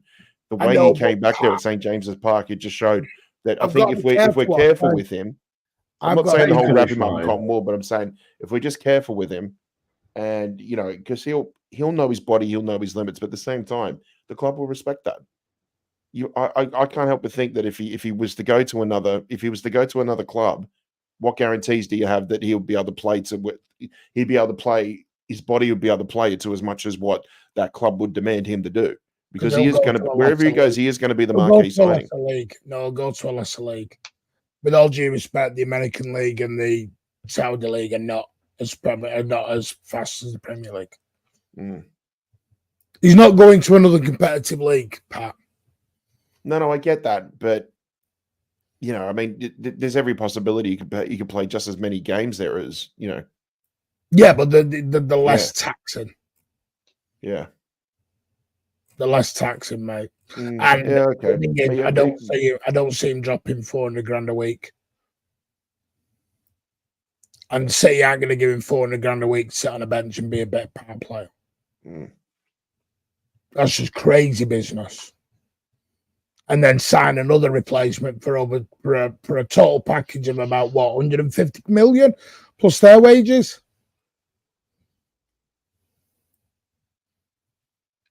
Doesn't make business sense at that point.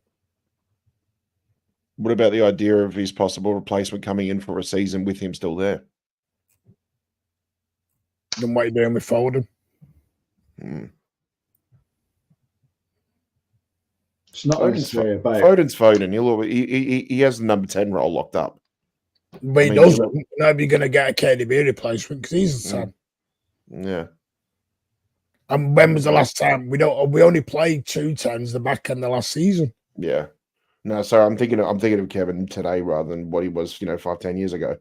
Yeah. No, disregard that. Yeah. I know it's hard. No, it's fine. It's fine. This is why the show has been done, because I know it's hard. Mm. But this is the reality some City fans are going to have to face. Yeah. No, I'm trying to not allow sentimentality. I still like that last season proved to me that sure he was out for a long term, but he still had something there, and I'm wondering how many more seasons of that can we get that out of him. I'm prepared to face facts that he may be out the door this summer. I totally get that, but I don't know. Part of me still thinks that there may be still something there. I don't know. Think you're right, it's a tough one for me because I don't want to give him the 400 grand, Alan. Why do they don't want to give him a 1-year deal?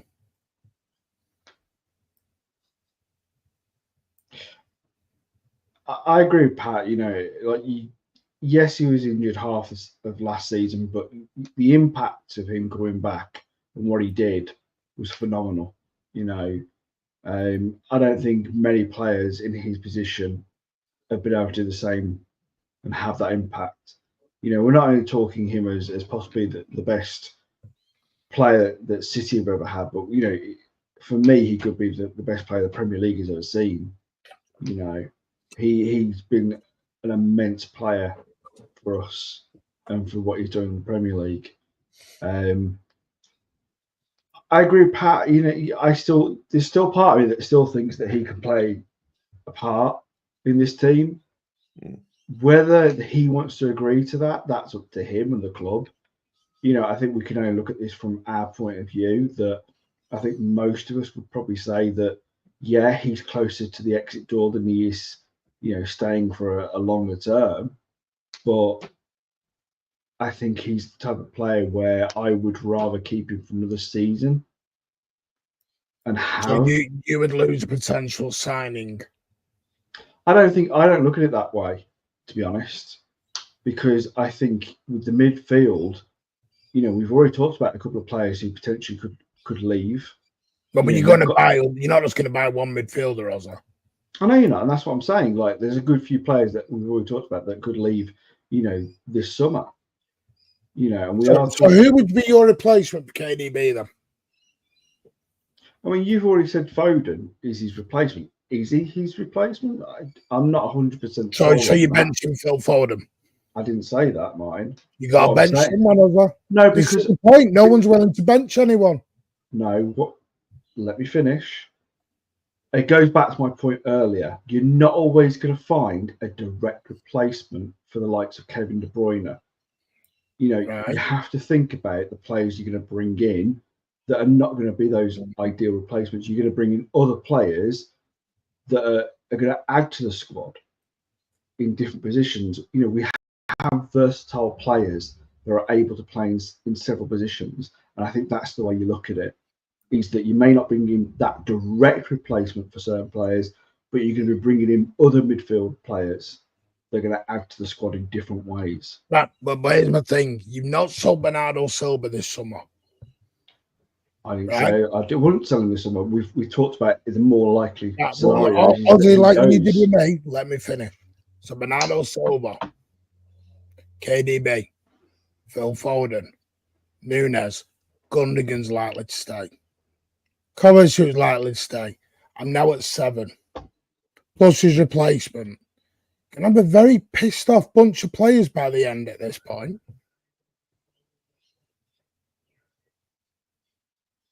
My point, we're playing FIFA again. And we're right back to Julian Alvarez, Zinchenko, Riyad Mahrez, Sterling, Palmer, who all went, if I'm not playing, I'm going. That's the problem. Phil Foden's not sitting on the bench. KDB will not probably want to sit on the bench. And the club ain't going to give him 400 grand a week sat on the bench. Wirtz, Musiala, whoever, he's not coming in sat on the bench. Bernardo won't want to sit on the bench. This is the problem. This is what the whole idea of this show is. Nobody's willing to sell anybody. Yeah. The midfield was always going to be the nobody's willing to sell anyone. Players that we're going to have the biggest gridlock with. It's such a tough one. It is. And you don't want to use sentimentality. You want to try and eliminate it, but then it's so hard. Yeah. It's so easy to fall in that trap. But I think it's not just about willing to sell people. I think the likes of Bernardo Silva, Kovacic, Gundo is that we seem to be stuck in not able to move them on, and we possibly could move them on. There's nothing to say that the likes of Bernardo Silva, Kovacic, and Gundo can't be sold or go out. It's we've gone through these players, and we've said that the likeliness is that they're difficult to move on at this current time. But then you can't buy anyone. Then we can't moan at not buying anyone. I think the problem is that City have, if we're going to be honest, they've put themselves into the situation where they've not forward planned properly. No, but this is what we're doing. We're trying to forward plan, and no one's willing to sell again. To be fair, Ozzy, you've told no one in the summer from midfield. He can't replace the midfield. I haven't. So how do you buy anyone? We've talked about it from the club's perspective. We've not talked about our own, really. No, but this is what it was. This is what this was, our perspective. That's why I said I think this player will go out. If I said this, I think to keep KDB by his replacement, who, and I don't mean direct, I mean just someone to fill his role eventually. Phil Foden, Bernardo, you're not going to fit the jigsaw in. Even if there's 60 games, because when you hit Liverpool, Real Madrid, United, Arsenal, Bernardo, Foden, KDB, and someone else is all going to go, I want to play. You've got to get Rodri in. If you're going to push it to me, Martin, I would turn around and say you get rid of the likes of Gundo, Kovacic, and possibly Bernardo Silva. If you put my back against the wall, I think those players definitely probably should and would go in the summer. If you're on about definitely freshening up the squad and bringing in new players, then yeah, I totally agree. Those players would probably need to go. Yeah, this is my point now. This is what this show's about. If no one's willing to sell anyone, we are stuck. That's why I said at the very beginning, can we take this mentality out? Otherwise, we're going to end up nowhere. The club are not going to buy and sell on sentimentality. Pat, would you agree with me on those few? Would you, if your back was against the wall, you've got to get new players in, as Martin said. Who you cutting? Who you axing? Well, without you trying to use that single drop of sentimentality, it has to be. Are we still talking hypothetically if we're in the 2026 position? Yeah, but no, it has to be KDB and it has to be Bernardo. Because for me, this summer, I think 5 go out, 4 or 5 come in. That's what I think. I think 4 to 5 will go. It's definitely a one on one, one in, one out. I think Walker goes out. Yeah, whatever the number is, equal. Walker goes out. Jack potentially could go out. I think KDB will not renew because I don't think he'll get offered a renewal. I think he'll be allowed to go out unless they can't get a replacement. But they'll be working on that now. Because the thing is, everyone's forgotten about KDB. In about 9 weeks, he can sign a pre-contract from anywhere around Europe, outside of England, I mean. Yeah. And we went through all this with Gundo. Oh, he's staying. When you get into the last 6 months of your deal and you've not signed up, chances are you're going. So some they might, and with all due respect, I don't think KDB is doing himself any favours right now with what's going on. Allegedly, even though it's not. Say straight, I got told weeks ago he was fit. He was fit for Fulham. Pep starts about it tonight. So last night in his press conference, and you can make into that. I will read you the quotes from the press conference from last night. When they arrive, it will be all together. So that's why the guys who are here are making an effort to be with us, fighting for them to be with us and playing. With pain and focus and living 24 hours.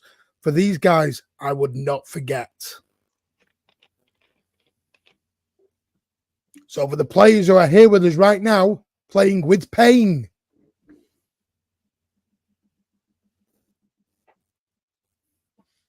Who's not there right now? Because he's saying he's got pain. Do you mean physical pain or emotional pain? I don't know. This is the thing. Yeah. This and is we've got a number of players out, Martin. Yep. You know, you can't just kept pick getting one player again. And say it's definitely that player. I think you're being way too on the nose and thinking it's definitely. He's talking about one player. It's fine. Fine. I'm just being honest, Martin. You know, you can't. Nothing in that sentence says I'm picking on one player. No, because he's not going to. No, he wasn't. He's picking a number of players. But we've got more than just a couple of players out right now, Martin. We had 3 out last night. He's not about Doku. He's out.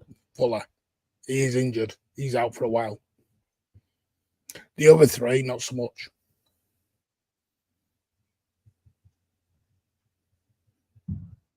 Well, again, I think we'll just stick with carry on with what we were talking about, really.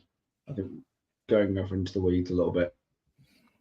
No, we're not. We're asking about KDB. I know it's hurting some people. I know it's upsetting some people. Is what it is. That's what we were always going to do on this show, weren't we, Martin? We're going to Yeah, unlock people don't like some harsh it. realities, I'm afraid. It's so, You are not good as to I said, anyone. It's so on the hard to bench. not use sentimentality. You want to be there. Yeah. We don't know who he's It is talking what about. it is. But at the moment, there are 3 or 4 players out, and he's saying he's made a comment, and we always say reportedly, he has said, I'm focusing on the players who are here and playing with pain. That's a dig at some other players who are not there. So we'll just see what happens. It is what it is. But listen, doesn't take anything away. But like you said, you're right. Could be KDB, could be Jack, could be Walker. We don't know who it's about. Exactly. But the one thing I will say is I still think KDB will leave at the end of the season. That's just my view. It's my opinion. And you could That be right, hurts Martin. people. I can't help that. Yeah, no, but you could be right. You know, being realistic, he's coming to the end of his contract. We can all see that There's a lot of that at the minute. Injuries Joe. That's the problem. have come into play with that. And I think if we're honest, you know, I think if a decent transfer for him and for a replacement to come in, if that's what it is, then we have to be realistic. That's part of the thing. KDB has been past fit by the physios. Medical team cleared him. So you're just going off what the player says now. And I hope it's not mental, and I hope it's everything fine. Listen, I don't want any player to be suffering. But Grealish is putting cryptic clues out on his Instagram. This is not helping anyone. I think that is something that is forgotten though, Martin, sometimes, that people, you know, could be physically fit, but mentally may not be. And that could be for various reasons. I understand. We don't know. But when you've got 3 or 4 of your top players all saying you're out for a much of the same reason, then there's got to be a bigger issue somewhere within the camp then. And there might possibly be. We don't know. We don't always know what goes on behind the scenes. So. Well, you don't. Oh, okay, Mr. ITK. Sorry. Oh, look, he's all upset. KDB listening to Neil Diamond's coming to America. Someone tweeted out. I went for a bite and I got a bite. I'm only joking. Right, it is what it is. McAtee, we done Doku staying. Yeah, he'll be around for a little bit. Yeah. Amazing. I think he'll sign an extension. Grealish. I think if not this summer, the summer after he'll leave. Yeah, I think I'm going to have to agree with you on that. Yeah, I think I agree as well, to be honest. Yeah. It's just that £100 million price tag where you're like, if we're not going to get money back from him, we might as well just try and get the best out of him. So there'll either be an extension or we'll try and sell him to try and get some money back from what we paid for him in 2021. See, that's the thing. You can't sell a player out of contract. That's the thing. Yeah. Listen, you'll know soon enough. Yeah. Haaland will sign an extension. We hope.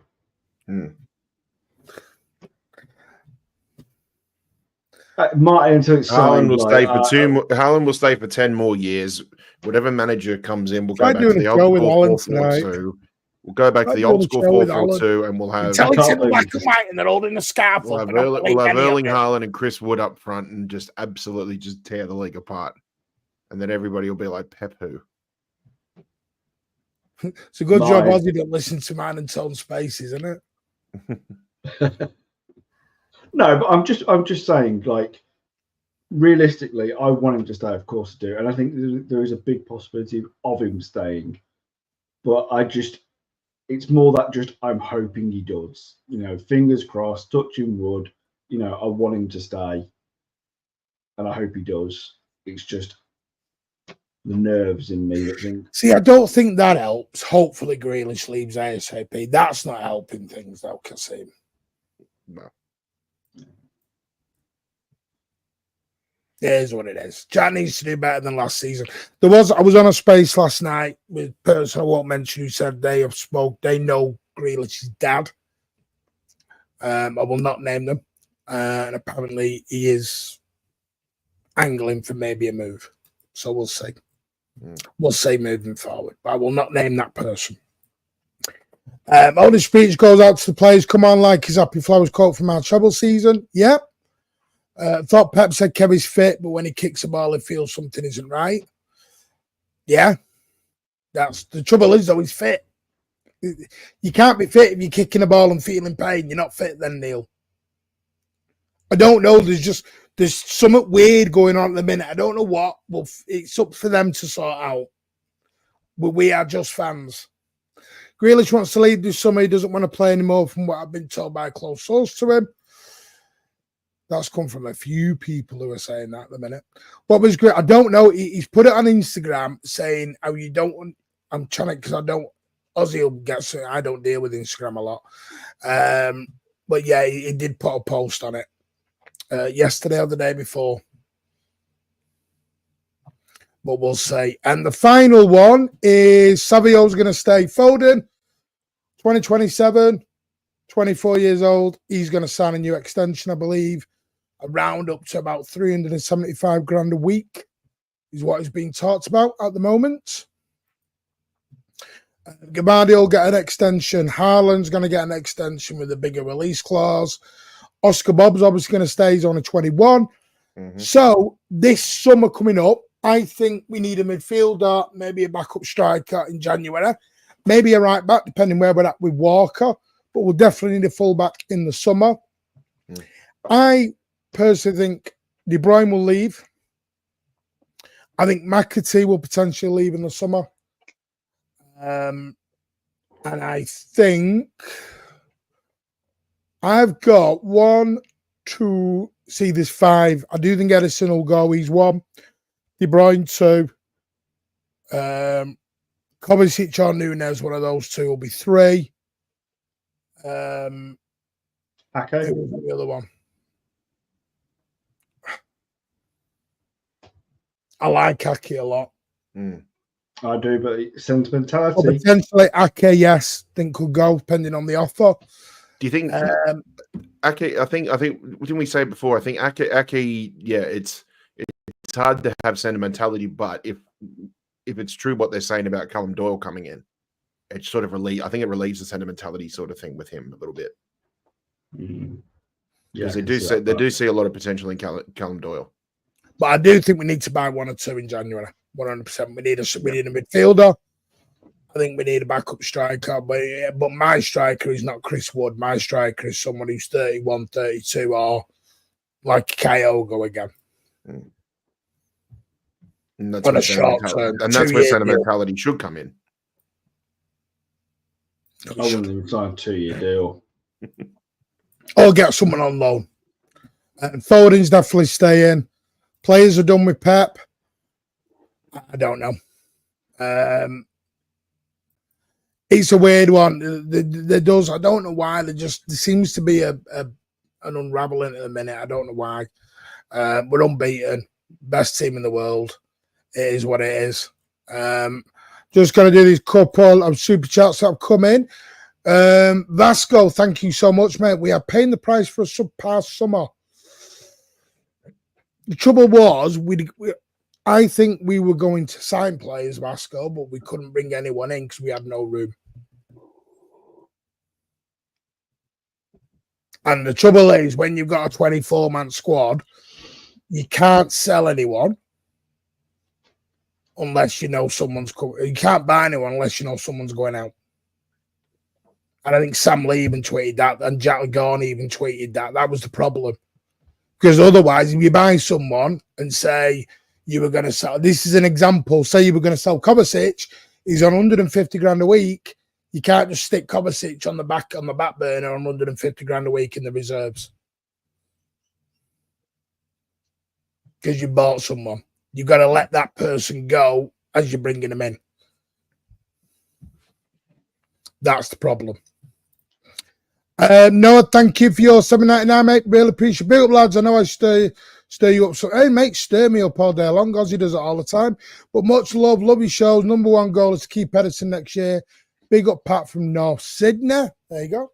Fellow Aussie for you, mate. Who's Pat from North Sydney?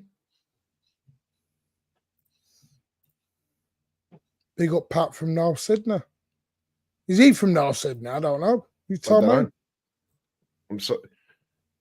Why are you feeling down? Listen, do you know what it is with me? I'm excited for the future. I am excited. Potential. We'll see what happens with Pep. We'll see what happens. We've got Hugo Viana. Players will come. Players will go. I'm excited for it all. I really am. I think right now we've got an average age of 27, 28 years old in the squad, which isn't good. I think we need to lower that down, but we need to do it in the correct way. 3 or 4 out each this summer, next summer, ready for the new manager, or if the new manager's there or whatever. The club is always first. No player is bigger than the football club. No manager is bigger than the football club. The football club is the biggest one we have. I think what we've noticed as well with our club is that I think most people can say this is City's is so well run. You know, management, upper management have run City so well that they've always pretty much got most decisions right when it comes to bringing in certain players and managers. We haven't really put a foot wrong. And I think as long as they keep on doing that and planning for the future, I think, as you said, the future looks bright, Martin. We're one of the most attractive clubs for players to come to, whether that's kids coming into the EDS and everything, or senior players coming in. We attract because we have won so much. And I think that will continue. I think we can all debate and say that may not continue to the level that Pep has been able to bring it in. But I think, you have to look across to, something like a Liverpool where, Klopp leaves, another decent manager comes in and is able to pick up. I think as long as you get the succession right, I think City have got a bright future. Exactly, Danny Moore. Stay calm and positive. Can't agree with that more. And optimistic. Yeah. Pat looks mad today. Ozzy's the one who's a bit mad. Mad tired. I'm mad tired. I'm always crazy. Where's Alan? Just woke up. Don't know. Don't care. I did. Is anyone watching the game on Saturday in the Imperial? The remote Nunes lover? No. Alan will be back in a few weeks when he's sorted what he needs to sort out. I think it's an exciting time as well. Right. We were going to talk about Bournemouth, but we have run out of time because that took a lot longer than we anticipated. But yeah, what we're going to do is I will probably do something Friday if I can. I'll see if not, I'll do it on my own. If people are available, but do it maybe in the daytime and record it. We'll do something moving on to Brighton. There will be a space tonight. I'm going to go live at midnight. We'll do a space for a couple of hours.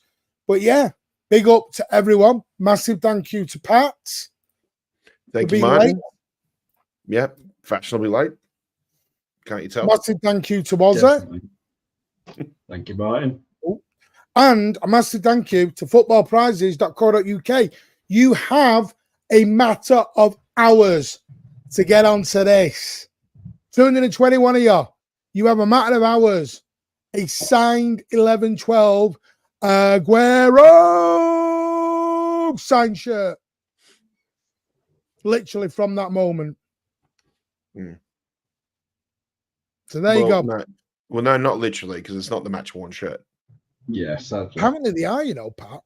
I have been told they are. No, the one that Aguero actually wore when he scored that goal. Oh yeah, I don't know if it's that one. That thing went for auction. That thing went for auction for like £50,000. Yeah, I don't think it's that one. Yeah. Football prizes are good. I don't know if they're that good. It's a match shirt. No. I know it is a match shirt anyway. So yeah, 11-12. You also have a chance if you don't win to win a Vincent Kompany or Jesus Navas shirt as well. This is open until 7:30 tomorrow, Friday the 1st of November. And the draw is 1 hour later at 8:30 p.m. Get over to footballprizes.co.uk. These UK only. We'll have a brand new prize for you on post-match for Bournemouth, no doubt. But what an amazing, amazing prize. There you go. Right, last few comments. Good chat this was. Thank you so much. Great stream. You're welcome. And listen, I know it's sentimental. Some get sentimental. You're gonna have to put sentiment aside. It's a debate like we're in a pub. It's not trying to sell, but players are gonna leave because if you want players in, you're gonna have to sell. There will be a part 2 to this next week at some point, probably Wednesday. We're gonna do a phoning show. So instead of us, you're gonna come on and give your views. That'll be the part 2 to this. You're going to come on and have your say on this. But leave your sentiment at the door. Ozzy's going to go and have a little cry over his KDB poster right now. Alan's going to have a cry over his Bernardo Silva poster and his Cole Palmer poster. And Pat's just going to cry over nothing. Pat's going back to bed. Can't cope with part 2. You can. Depressing show, but an important one. And this is, you know what? Whoa, whoa, whoa, whoa. You are now grounded. Language like that in my chat will not be tolerated.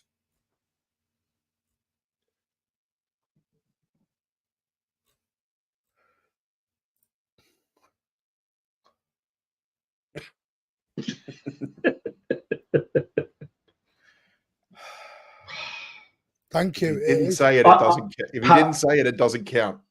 Pat, I blame You're talking completely different things. It's always the parents' fault. Yeah. Don't worry, you're grounded. Your PS5's coming off you. Anyway, he's just being honest. Whoa, it's a bit harsh. Bit harsh. Breaking news, Keane's getting grounded. Yes, he is. He's getting banned out of this chat. Right, 12 o'clock, we'll go live with a space. Not going to do loads because I was on late till last night coming back from Tottenham. But a massive thank you to everyone who's joined us. You are all legends. Smash the like. 5K's approaching. Don't forget, 2 tickets and a shirt will be on their way for a massive prize on that one. Other man match coming through, but I will need to accept players need to go and start also. That's the it's only the second one we've had. How many have you sent? Did I not put? I saw your first one saying, well, can you be doing a plumbing job? But then I got no more. Bite your dick off, which is unusual for you. But good evening, mate. I hope you are very, very well. And my apologies if we did miss her. Keen, Stinker, and Hooked. Some parents say, and you. W for Take Care section. W for Kian. Top stream, no one under. Cheers, chaps. Free Kian. www. MartinNeedsBetterInternet.com. Right. Take care, all. We'll see you for the Bournemouth Summit Friday, tomorrow, some point. There is no LB show. Me and Tone are doing a space at 12 p.m. over on X. So there will be a space. 12 p.m. tomorrow, me and Tone. Get over there. Give that a listen over on Twitter. I'll do one at midnight. Take care, all. From me, Ozzy, Pat, and Rich, and Vader, and everyone in the chat. Have a lovely evening. See you on the next one.